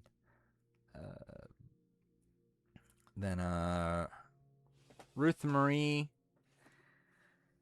Uh, Ruth Marie. Realistically, yeah, actually, that's fair. I forgot about that. Yeah, she did go to exile, so it could have been her. But like, yeah, I don't know how much to fault her for that. Um, yeah, Ruth Marie. It's like on paper, she's probably like the same as Melinda, right? And I think there's at least like some credit to give her for surviving over Misty. Like that's something at least. Like she built good enough relationship with Dan. She got kept around. Which I guess, yeah, like in comparison to Melinda, Melinda doesn't even survive a single tribal after swap. So it's like, yeah, I think she's just all around probably like essentially just Melinda, but like slightly better, right? Um, Bob Dog. What the fuck do I do with Bob Dog? Like Bob Dog's like terrible, but also not that bad at the same time. And I generally don't know what to do with Bob Dog. Um, where like he supposedly was in the spot where like had he made the merge, he was going to flip, right? Like he in a way, he is like Sean if Sean didn't have the Outcast Swiss. Um, but also like the fact that that was like so openly known is pretty bad. But also, yeah, he gets voted on a very wonky vote. But like also most people did want him out. They just like because like Shane wanted Bob Dog out, but he just like already promised Bob Dog he wouldn't vote him out, and like that's the only reason he doesn't vote for him. Um, then I'm trying to remember the other votes. It was what Aris like also same thing. Like Aris didn't want him out. But like also like kind of voted alongside him even though he knew he was going home. So it's like I don't know. It's like he gets voted on a weird vote, but like also like is it really a real actually that weird of a vote?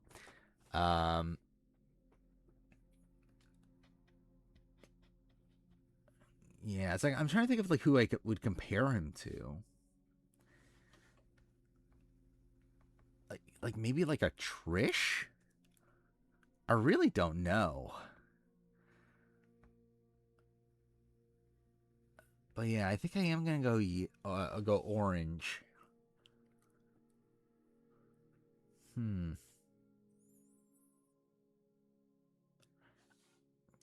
Yeah, I think I just go here. I don't know. This is one that I think a rewatch would be helpful. Um, like I think Sean's a good comparison, but I think there's a major difference though in the two, especially considering Sean, like was meant to actually make the merge. And I think Sean did a lot of good acting work to make it so he made the merge, where like Bob Dog fails to make the merge, fails to survive like tribals that like and like Sean survived a lot of tribals, right? Like Sean went to like the Burton tribal, the Michelle tribal, the Trish tribal, um, where like Bob Dog survives what over Melinda, and that's it. Um, so I think like there's a big difference there in terms of like I don't think Bob Dog's nearly as good as Sean. Um, but yeah, I think I feel good about Orange. I just don't know tier wise. Yeah, I don't know. I'll keep that for now. Danbury, I think also Orange. Um,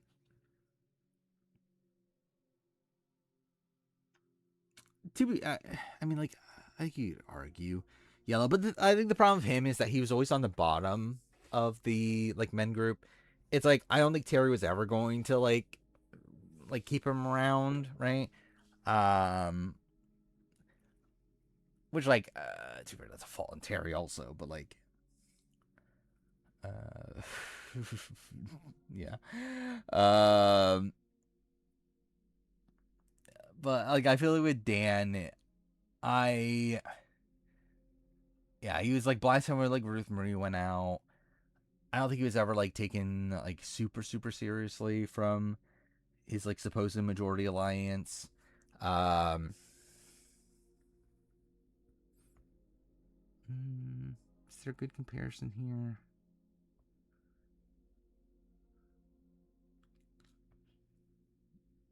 Yeah, I don't know who a comparison would be, but I feel pretty good about Orange. I think the bait is like above or below Bob Dog. Um,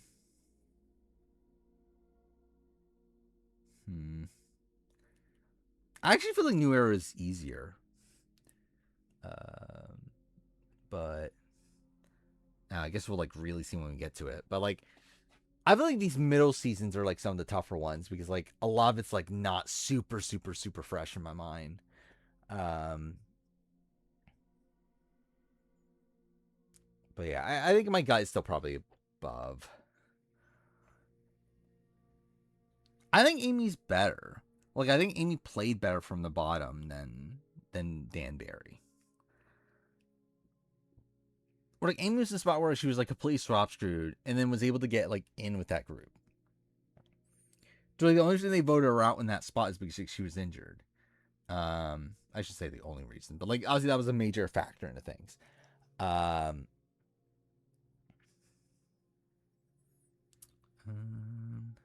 but yeah, Nick.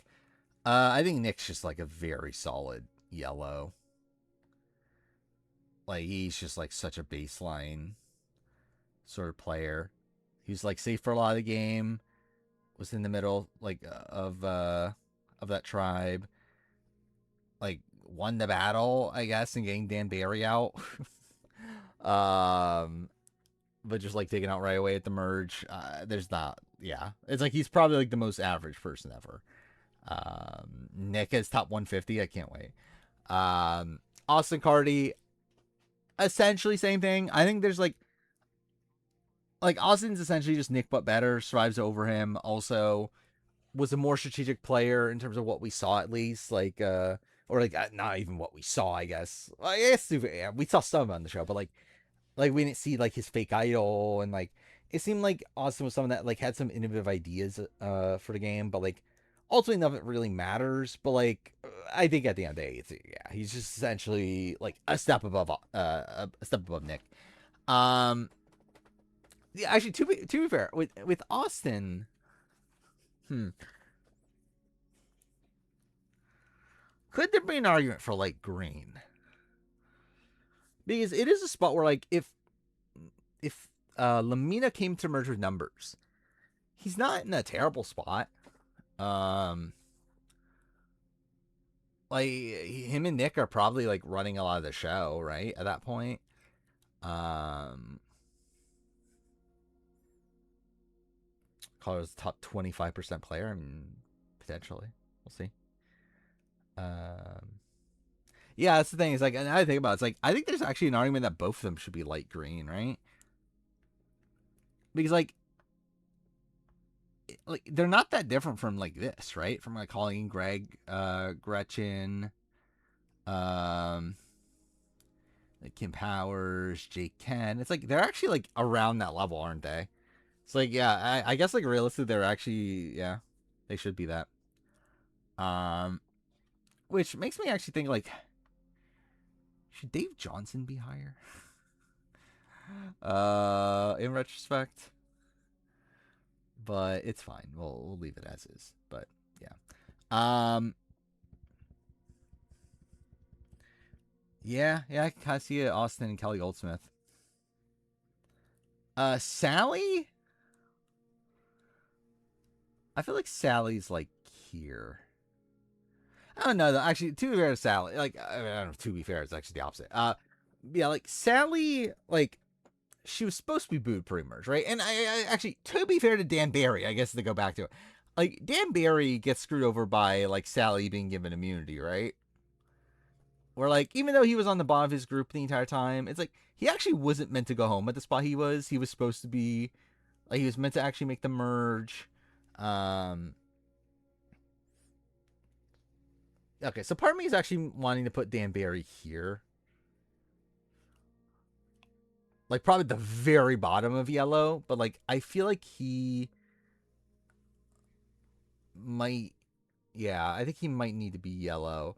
And then I think Sally's like kind of on the edge of like yellow and orange. Um, hmm. I feel like with Sally, so it's like I think it's a spot where like gut wise, is Silas yellow? Oh, yeah, Silas is yellow. Hmm. I don't know. I think that's on the edge. Like I think Silas is running the game. I think that's something that like helps him with that. Um, where like I feel like the other players that are like orange and yellow were not necessarily like running the game. Whereas like Brooke Struck was not like running the game. Um, yeah, really not exactly.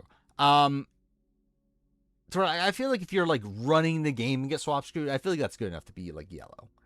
Um, can't remember anything about Sally. I mean, she was with like Misty after the swap at least. She got close to Austin and Nick. Um, to where that's what like gets her saved over Ruth Marie. Then she gets voted. She would have been voted out when Dan Barry gets voted out if it wasn't for Kasaya being able to give like someone on their tribe immunity, right?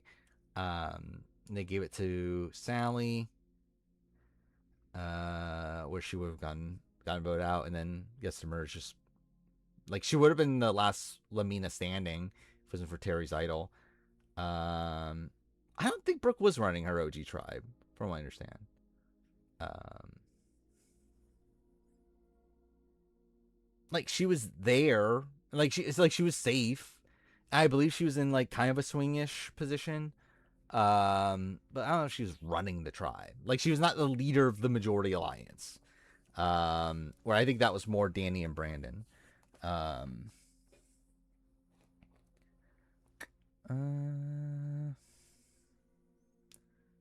yeah, I think. I think I will go below Dan Barry. I think. I don't know the color.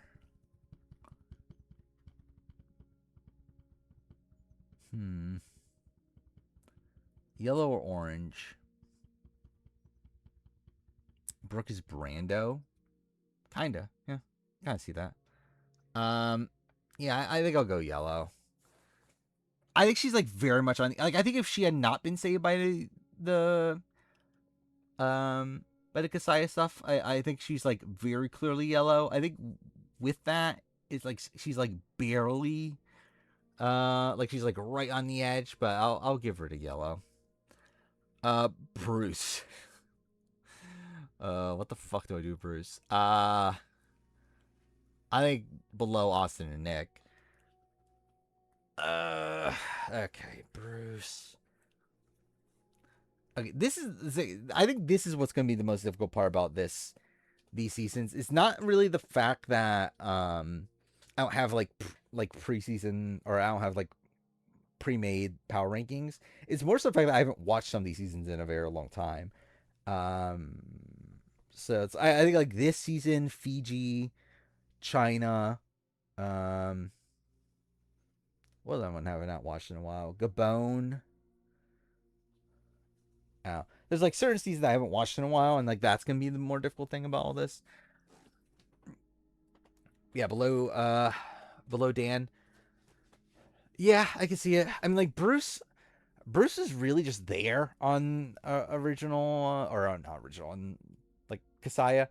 Um, like he wasn't really part of the core group. He was like, like looked at as a person that could potentially swing at the merge. Um, I don't even remember actually. Generally, what was the reason that they kept him around for Bob? Like, obviously, I know Bob Dog was looked at as someone that would flip, but like, why was Bruce not looked at as that sort of person either? I guess like they just think that Bruce didn't really have strong enough connections to the other side. That probably was more so a thing. Um, yeah, it's like I think he's like I think Bruce is realistically like Sean Kniff level, like kind of like bottom yellow. It's kind of where my gut says. Um, Bruce is Dan if he switched to tribes. Yeah, but like, yeah, I mean, I think that is the case. I don't know how good of a player Bruce naturally is, though. Right, I actually okay. Maybe yeah. I mean, either way, I'm probably gonna watch Panama by the time this ranking comes out anyway. But I think Bruce is one of these side players that maybe I need to the rewatch season to properly assess. Um, Generally, actually, I could rewatch some of these seasons. Like so, like it really is like not that many, but like it is like yeah, like Panama, Fiji, China, um, Gabon. Uh, is that it? Maybe that is it. Like I feel like those are seasons that like I'm pretty rough on.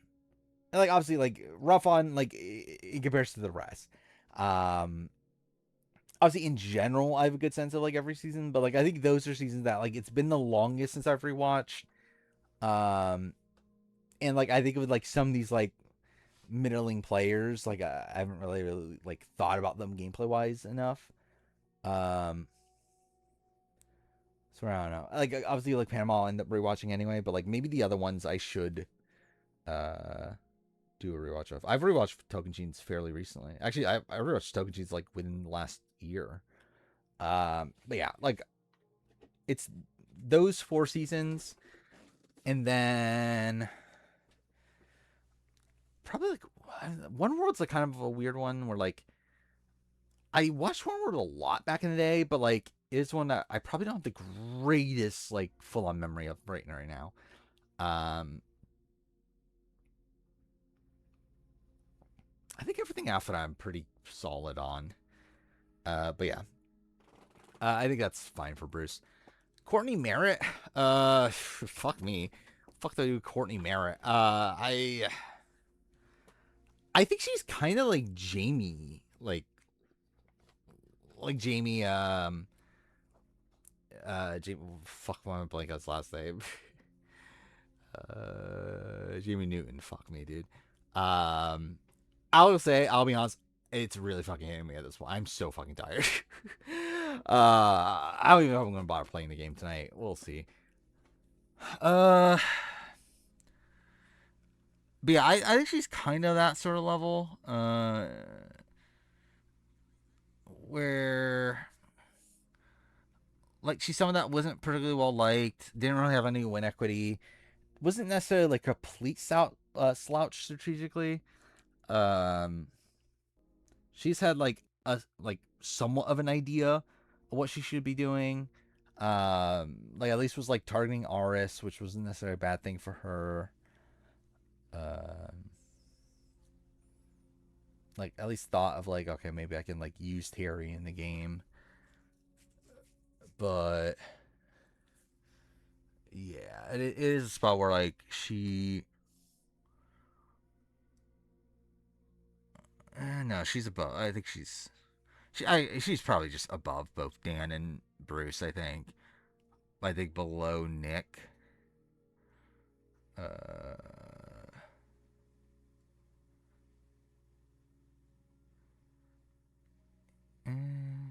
should John Carroll be higher? No, I think he's bad enough. I think she's fine there. Right? I think she's probably around where Jamie Newton is. Shane Powers. She's better than Kim Johnson. Is she better than Kim Johnson? Generally, she's probably around the same level. So like, I don't know, is that good enough to put her at? But like Kim Johnson at least was a finalist. Courtney couldn't even make it to the finals. It's like, I don't know. Yeah, Shane. I think Shane's like, Shane's just a bizarre player. What the fuck do I do with Shane? It's like, Shane's like very flawed. Like really, Shane I think is probably around where Judd is. It's like I had Judd light green. I think Shane Powers is probably also light green. Shane's game's not intentional. I mean, like, I don't think a lot of people's games are intentional. Like, I think Shane, I think was intentionally trying to keep Kasaya together. Like, Shane, like, talking about wanting to take Courtney to the end because he thinks he beats her. I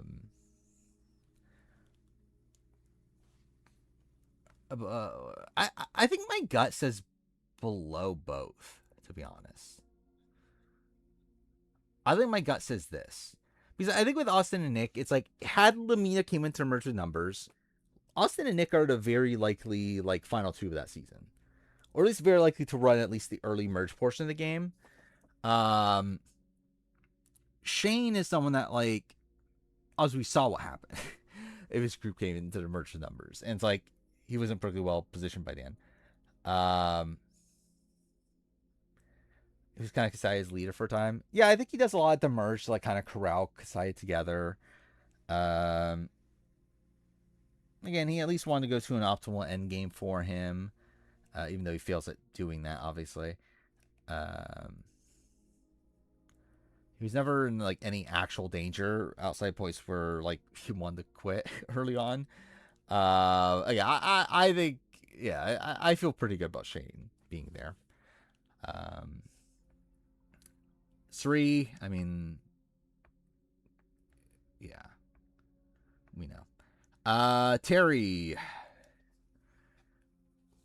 Ooh, Terry's weird. Like Terry's like so bad at points, but also he got like so close to win. Yeah, I think my gut does say like green. I'm not sure placement wise. So like Terry's another one that like technically like he had. I think my gut is saying this by the way. But I'll talk it through. Like I think Terry's like one where like his idol definitely obviously helped him making it as far as he did. He was really ineffective at pretty much anything he does in the post merge. Like, I don't think he got like a single thing done, right? Post merge. Try to flip people over to idol, it didn't work. Like final 6, he I guess he was able to get like Courtney aside with him, but then after that, like obviously like wasn't able to keep the numbers there. Like it's blindside when Courtney goes home. Even blindside when Shane goes home, some fucking how. Like he's like then obviously saves Danielle, only for Danielle to immediately vote him out. It's like it's just a really horrible endgame stretch. And it's like his early game's good, but like even then, in comparison to Austin and Nick, it's like I think they were better positioned. Like they got there way more times than not with Terry. Like with Terry, it's like he loses Dan, like he votes out Dan. And I guess like to fair, that's like a bit unlucky, but like he, like I think he ended up being like obviously I think Austin and Nick won that battle, throughout the pre-merge phase. But he does have the challenge, like obviously he's like extremely good at challenges. Was at least able to find an idol, but to be fair, that was the point where like it was only an exile and that benefited him there. I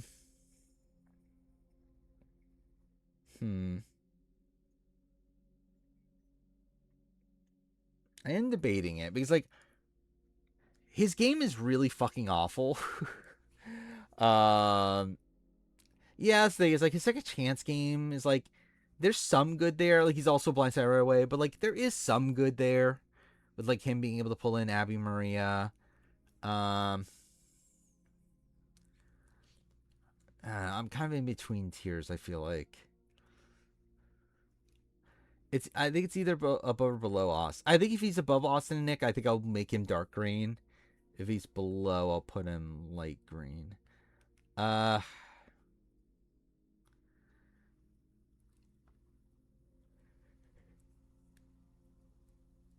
I have Eliza there. I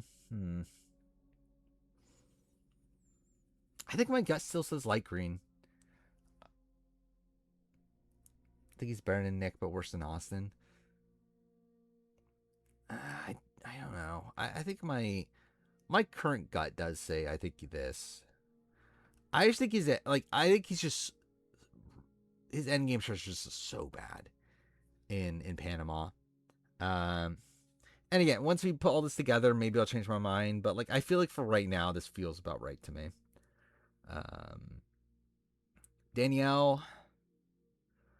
I think Danielle's just a solid. I think she's light green or light blue. I mean,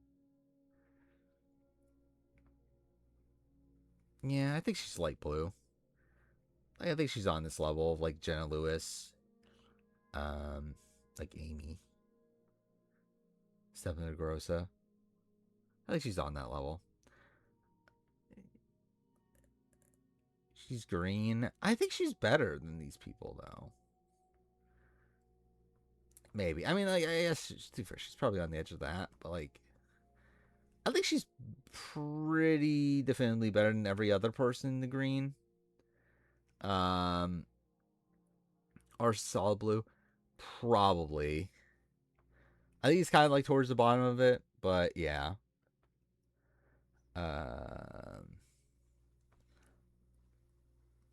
Actually, what did I rank them? They put ours is better. I think ours is probably better player than Danny Boat, right? Yeah, I think I'll give him a blue, and obviously below Suri.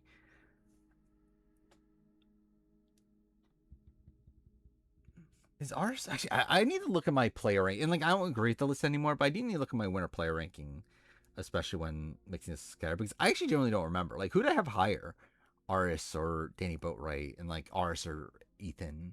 Like, I generally don't remember. That's fine. All right, so that's that. I think we'll end the player ranking here. I'll be honest, I'm debating if I even want to continue straight. I'm so fucking tired. Again, like I've not gotten much sleep these last few days. Where I found it very difficult to sleep while on vacation, and even then, it's like the thing is, like, I was trying to go to I was trying to go to sleep earlier, and then that didn't fucking work. And then, oh really? I had ours that low. I'm surprised I had ours that low. Is Monica winning these games? I think she's one of the more viable options. Yeah, we'll do spoilers then. I don't know if I'm going to bother playing the game. I think we'll do spoilers and then we'll probably call it night. But yeah, what are we doing here? So, I guess I'll take that part of it out. Which part do I take out? Or do I just take out the posts? Yeah, actually, I'll do that one. Actually, I put two ands like close to each other. That looks fucking weird. Anyway, Survivor 50. Spoiler talk.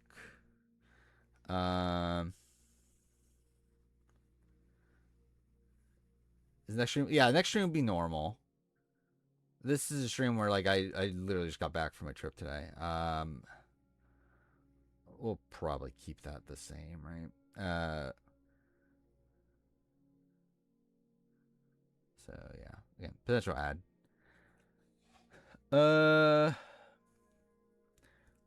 There was a new. What was the new thing? Well, there's a couple new things. Spoiler wise for 50. thoughts on UK? UK4, I think it's been very good. I think this has been like I think this is probably I think best season 1 for UK. I think it's been a very good season.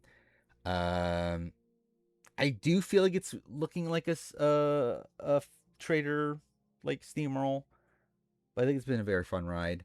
Um, US4, it's not bad, but I'm not having fun with it. I think is my overall like opinion of it. Uh, where it's like there's things happening, but I am not like I don't love the direction the season's taking.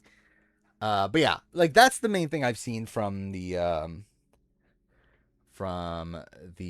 50 stuff is it looks like the Kyle medevac might happen before first tribal, where the shot of tribal council that we got has 7 seats in it instead of 8 for first tribal, which implies that obviously someone's gone already. So it's like it seems like Kyle's probably medevaced before first tribal, and then Q or well, actually, will it have to be Q?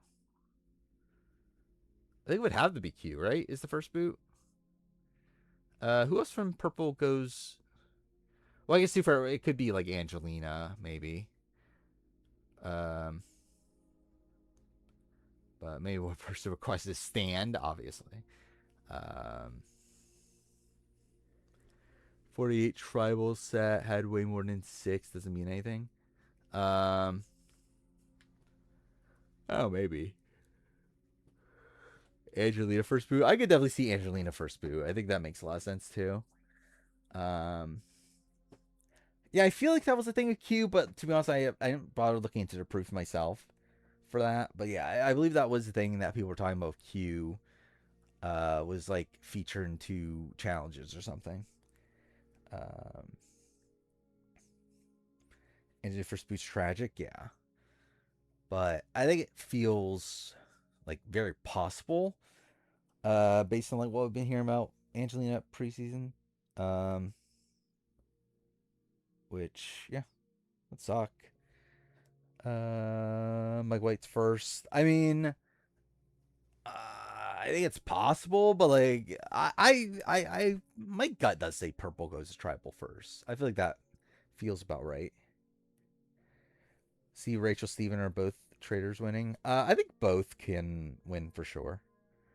By the way, that was also yeah. Actually, I forgot about that. Yeah, that was another thing I did see that Mike White supposedly spoiled that he like goes home early, which is very funny. Um, what is this? Puck has started TikTok. What is this?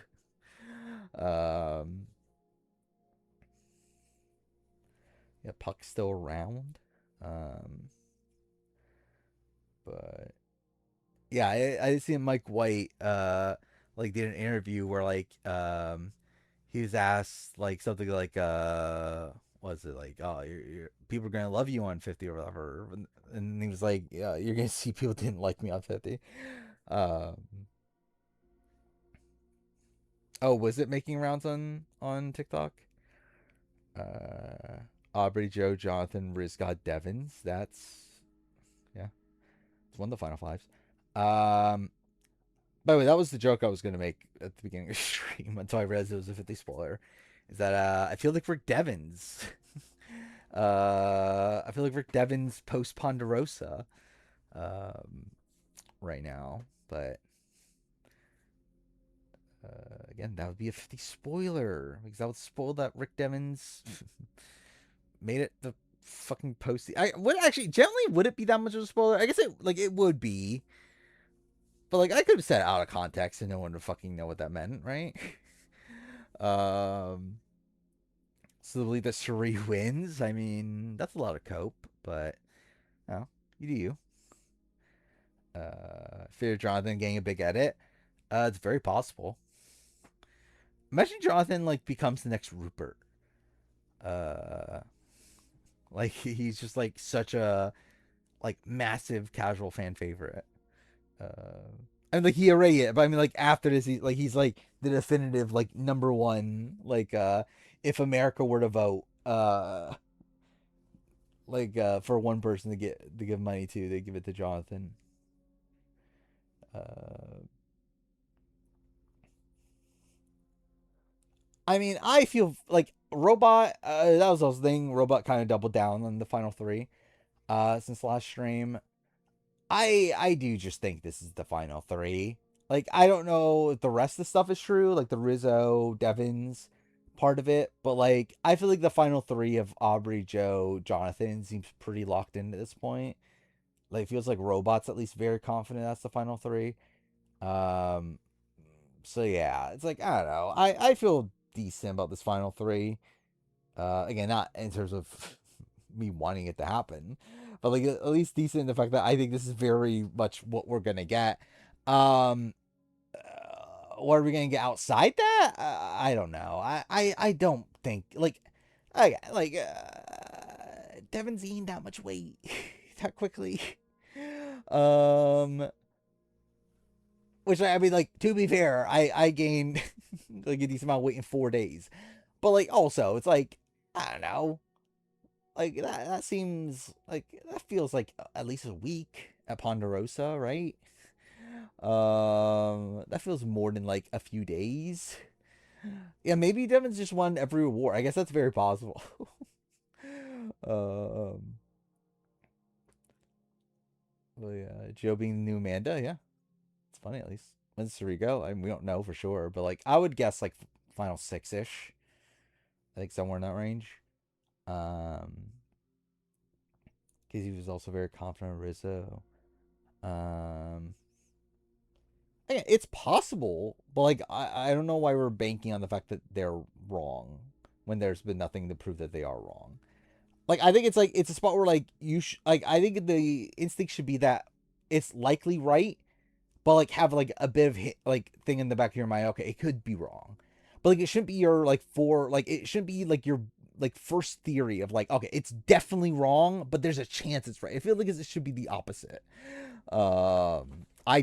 I'm too fucking tired to even bother watching the Puck video right now.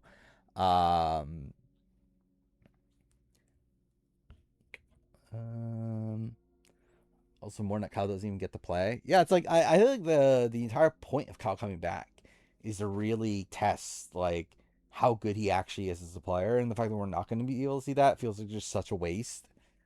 Um, um Rip average placement, yeah. They could take her to the point because she won't win challenges and win to the end. With Suri, yeah. I think that's definitely a thing that would help Suri here. Like, they know she can't win fire. They know that she's not going to win immunities or anything. I would not be shocked if Kyle ends up on the Traitors at some point. Do you imagine Kyle actually on Traitors like season 5? I don't think he can contractually, but like still, that would be very funny. I'm trying to remember what was the it's a year, right? Is that what it is? I generally don't remember anymore. Like, what was the thing with Carolyn? I think it was a year, right? I think didn't Carolyn do it less than 2 years? I thought. Um, or is it from like air date? Is that what it is? I generally don't remember anymore. Is it like 2 years post post filming, or post airing? Um, yes, I think actually, is it 2 years from when you film to 2 years when it air? Like, is it when you film the first one to when the last one aired? I generally don't fucking know, dude. Whatever, it doesn't matter. I think you, Davey Rabbit. But yeah, I mean, if you like reality TV, obviously this is a spot where I talk about it way too much. I mean, Bananas is its own like separate thing. Uh, More just talking about Survivor US. Um,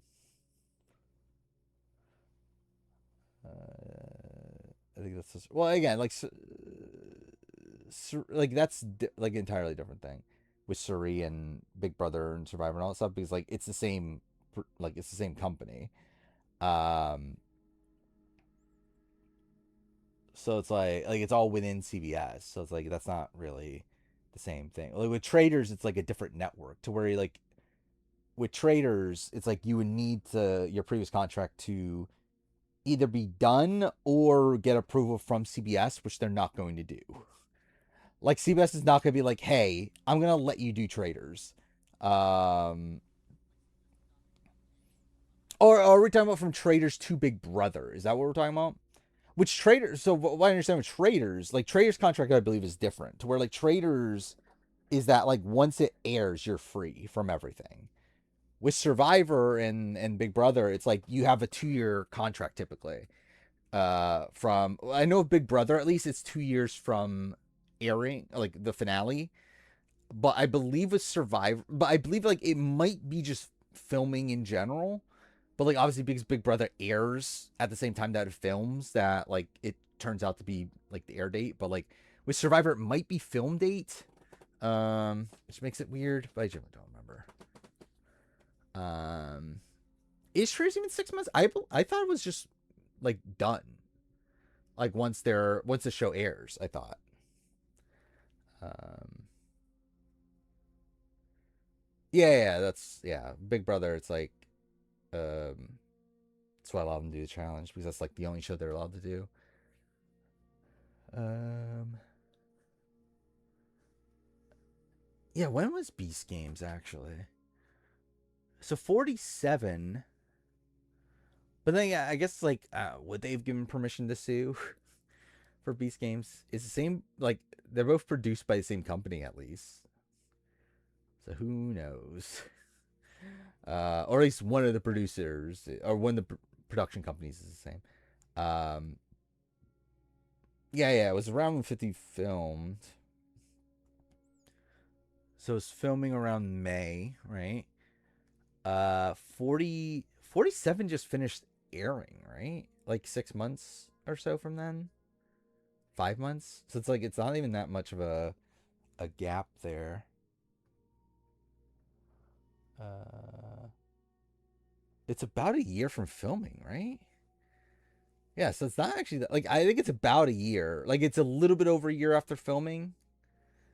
I believe 47 filmed in like March-ish, March April of 2024, right? And Beast Games filmed like a year and a month later essentially. But then also like Beast Games didn't air until now, so like that's still less than 2 years though. So I don't know. Yeah, it was funny. The Lisa murdering Caroline. I think Caroline is definitely one of the more forgettable people from this season. Because I kind of already forget that Caroline was on this season. um, but whatever. Look, Big Brother fans treat Jag getting saved after a vote very differently. Um, I'm not sure which exactly. Like, what exactly are you trying to talk about with Jag? Um, why people like Caroline before a show? Generally, cannot tell you. Um, New era for Trader season 5. Kyle.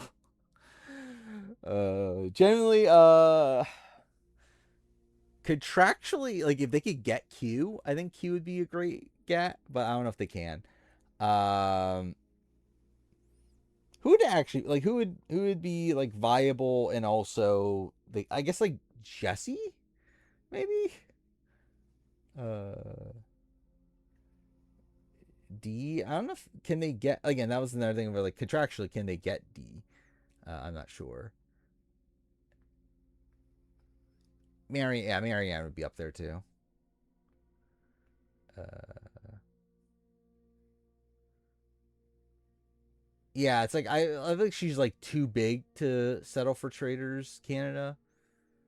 For like, she definitely could just be picked for Traitors US. Um, Speaking of that, with the on fire of it all, my like after the Boss Rob thing, like Boss Rob doing Traitors, podcast, my thing was like Marianne is probably next most likely, but now we're at the spot where, again, maybe Boss Rob could just do both. Who knows? He's doing a fucking random fucking Toyota commercial for Survivor, so like who knows? Maybe he could do both at the same time. Um,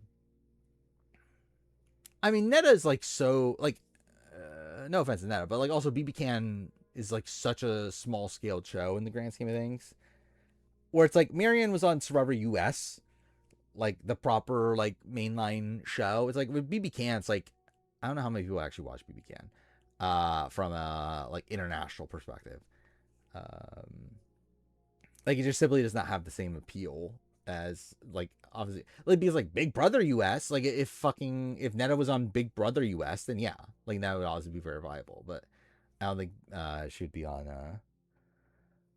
yeah, I don't think they're ever getting a BB Can person on Traitors US.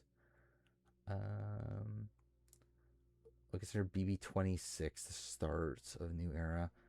I would say the start of new era, but like it might be like it might be its like own like sub like sort of era. I don't know. It's like I think 23 is like the start of new era.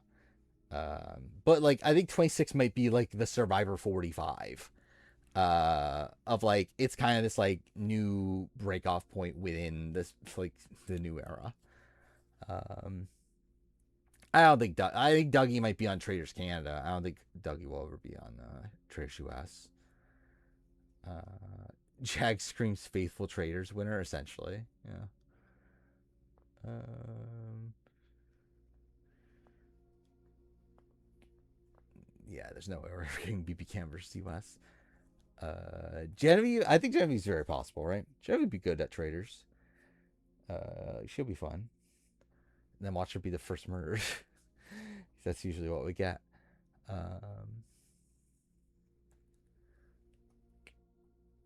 The Jack's criticism is he got voted out, but Taylor pretty much gets voted out too. Yeah.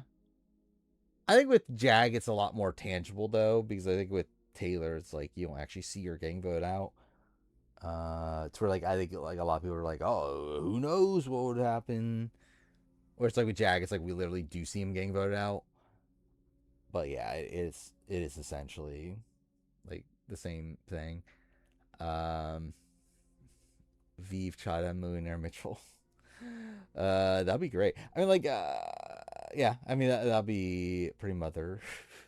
I would not be opposed to Tiffany Mitchell getting another chance at Traitors at some point. Also, but I doubt that's ever happening, right?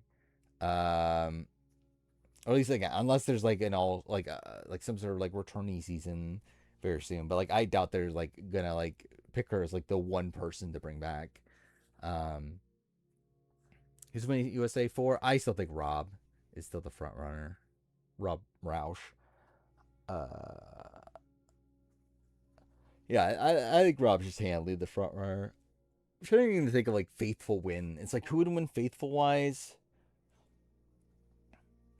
Like I don't even know if like I guess like Colton's probably the one of the front runners, but like also it's like,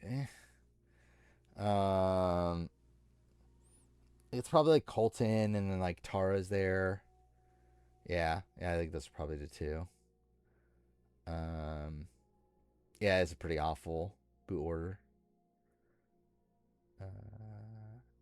I love to see Ashley Mitchell on Traders. I don't know how I genuinely don't understand how Traders works with like MTV.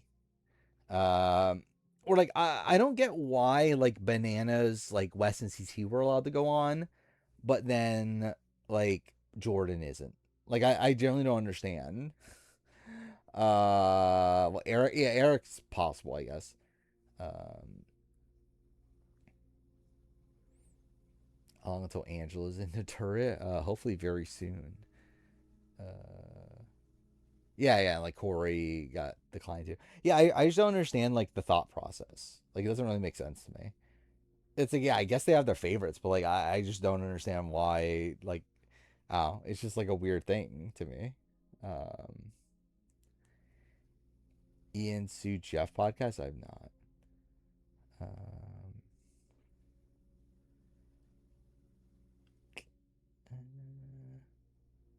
yeah, Michael Rapport was problematic. Um, yeah, it's like with Corey. It's like I guess like is it to them that like is this like bananas West CT they think that they would bring more people to to the challenge. I generally don't understand like what the logic is there. Um, I assume like the least amount of agency. It's probably Evil Dick, right?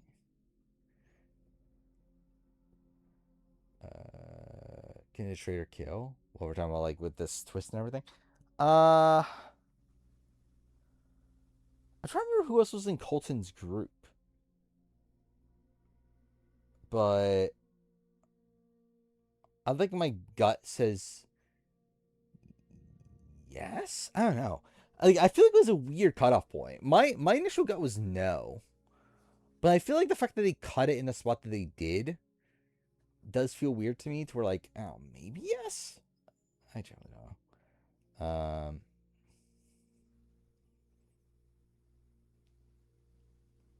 Some of their favorites. They can do whatever they want. Yeah, I guess. I don't know. But it's like, I don't know. I just don't like really. I still don't even like understand. Like it's like yeah, I get their favorites, but it's like also like what difference does it make if like fucking Jordan doesn't know their show or not? Um, when Eric who's yeah actually like did Eric actually hear a laugh? Like that's something I want to know. Like was it an actual laugh he heard, or was it like did he just like make it up in his head that he heard something? Uh, is MVP2 affect how I see Andy's game? Not majorly, but I do think he was able to like game it pretty effectively. Um, yeah, it's like I don't get like was Trishelle just like far enough away contractually? Yeah, it's like I assume that's probably the case, right? She was on contract anymore. Um, Same production, who's winner one? Yeah. Yeah, challenge just kind of sucks.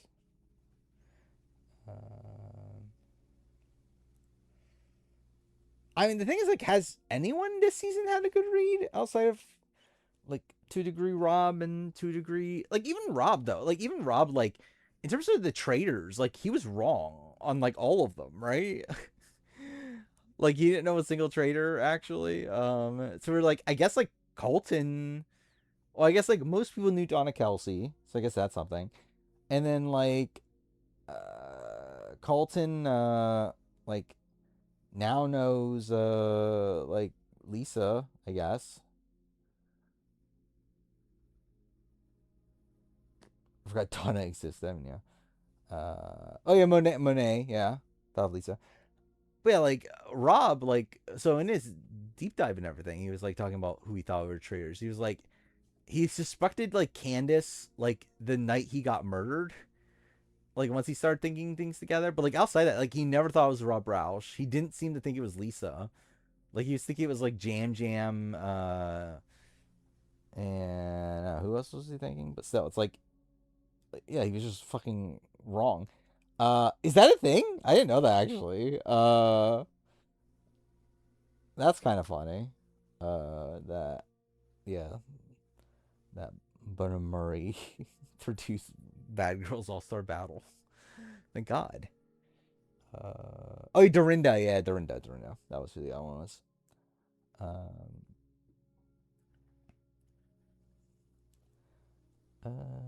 yeah, I think next, I would say Lisa probably survives this next episode, then goes out like the next. I feel like she's kind of in that like Parvati, like Phaedra sort of spot where like Sus is on her, and like I don't know if she necessarily goes out like right away, but like I find it difficult to see her like making it to the very end. Um, but yeah, then Rob and Candace is like it doesn't seem like anyone's suspecting them pretty much at all. So I guess like dude, Michael Rappaport mentioned that Rob could be a traitor, but like it's Michael Rappaport. Um, which new era Big Brother season I enjoy the most? I mean, this last one. Um, no way Dorinda would be murdered. Yeah, I think it'd be difficult to see it, especially with like two housewives in the turret. Um,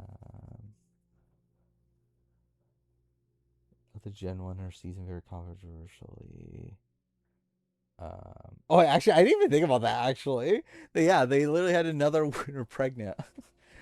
On their shows. That's pretty funny. Should I rewatch Movie Twist or watch Micronesia? I mean, like, is it watching Micronesia for the first time? I would say watch Micronesia. If it's rewatching both, then like, even then, probably still rewatch Micronesia. Uh, but yeah, I don't know. It's like Micronesia. Like, I mean, it's gonna be relevant to 50 to some degree, right? Oh yeah, there is that thing with Traitors where like they're really hyping up episode 6, like this next episode. Talking about how like the best moment in Traitors history happens in this next episode. So that'll be interesting to see like what they're talking about. Watch it be like something really fucking lame.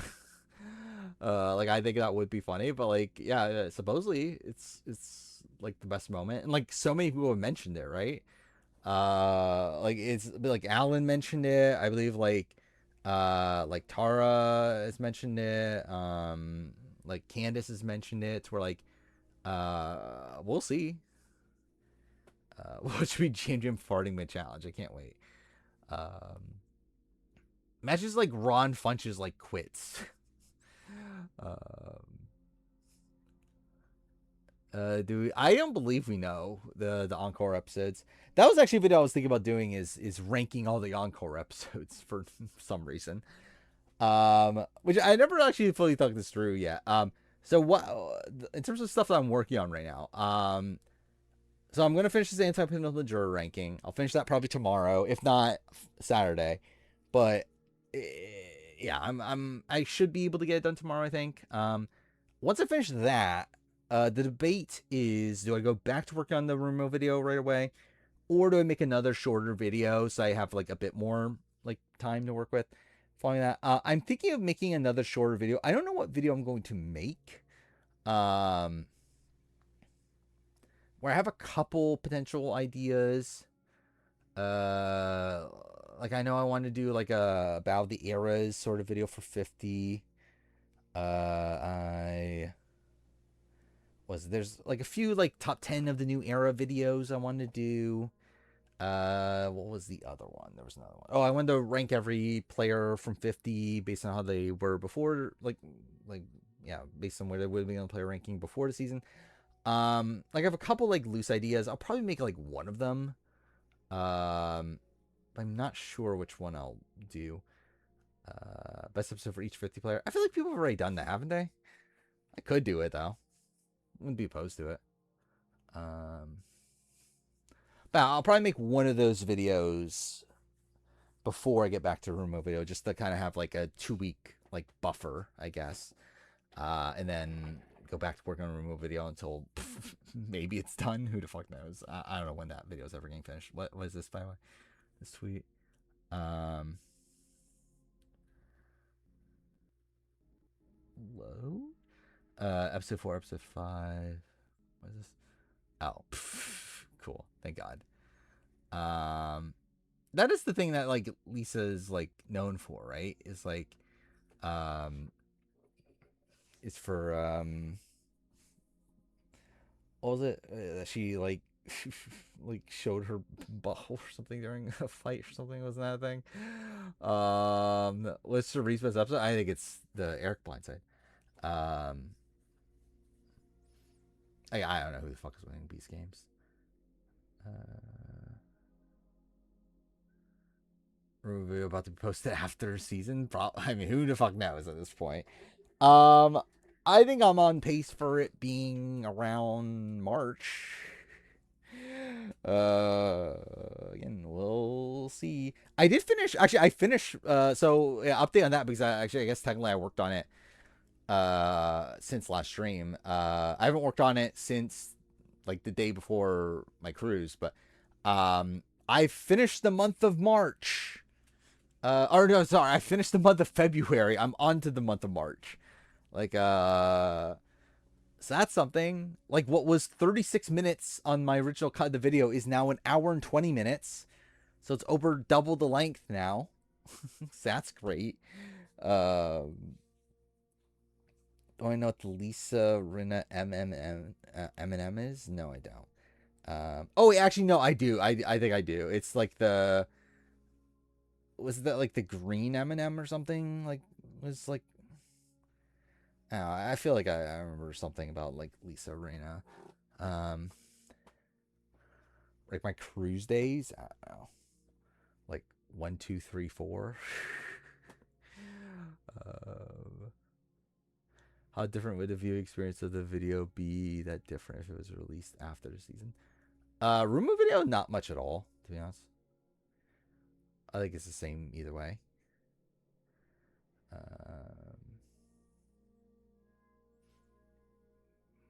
Burn the review. Oh, is this the thing? Why did Carlton go in The Bachelor? What do you mean? Because he wanted to find love at the time? I don't fucking know. Or wanted to be famous? I generally don't know. Oh, this is what I was thinking it was. But, okay. I guess. But yeah. Generally, I think I'm probably going to end here. I'm so fucking tired. Like, my sleep schedule is, like, so... Like, it's funny that I say it's so fucked, but it's actually, like, mostly normal. Just the fact that I haven't actually gotten that much sleep. But also, yeah, I still need to, like, recorrect my sleep schedule and everything.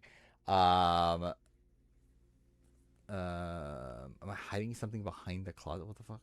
What? But, thoughts on Big Daddy K? What the fuck is this?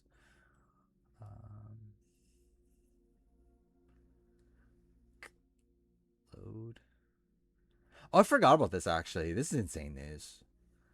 That Ryan Hurst is playing Traitors, which is like, he's the guy that played Thor, right? In God of War Ragnarok. Which is like very random. I'm not like, I'm not opposed to it. I don't know if he would have been my like first choice for Kratos, but like it doesn't seem like a bad choice though. So that's something. No, it was going to be Rafe. Rafe was the showrunner initially. He got fired though. It's like he's not doing it anymore. But it was going to be Rafe though. Chris Pratt, obviously. It should always be Chris Pratt. What's happening next stream? Nothing's actually happening in between now and next stream. Because I think we'll have one more episode of Traitors UK. But yeah, next stream we will probably do a draft. We'll probably continue with the player ranking a little bit, and then maybe I'll actually play Mind's Eye. There's a chance of that. But who knows? Supposedly Rafe does kind of suck. I mean, like, Rafe's done, like, what, Wheel of Time, which I believe was, like, okay. And then, like, I know he, like, helped write Uncharted, the movie, which is, like, eh. But I don't know. I believe in general he's not, like, not supposed to actually be that good, but, I don't know. Yeah, obviously, like, he saw that he voted out Lydia, and they were like, we can't hire this guy.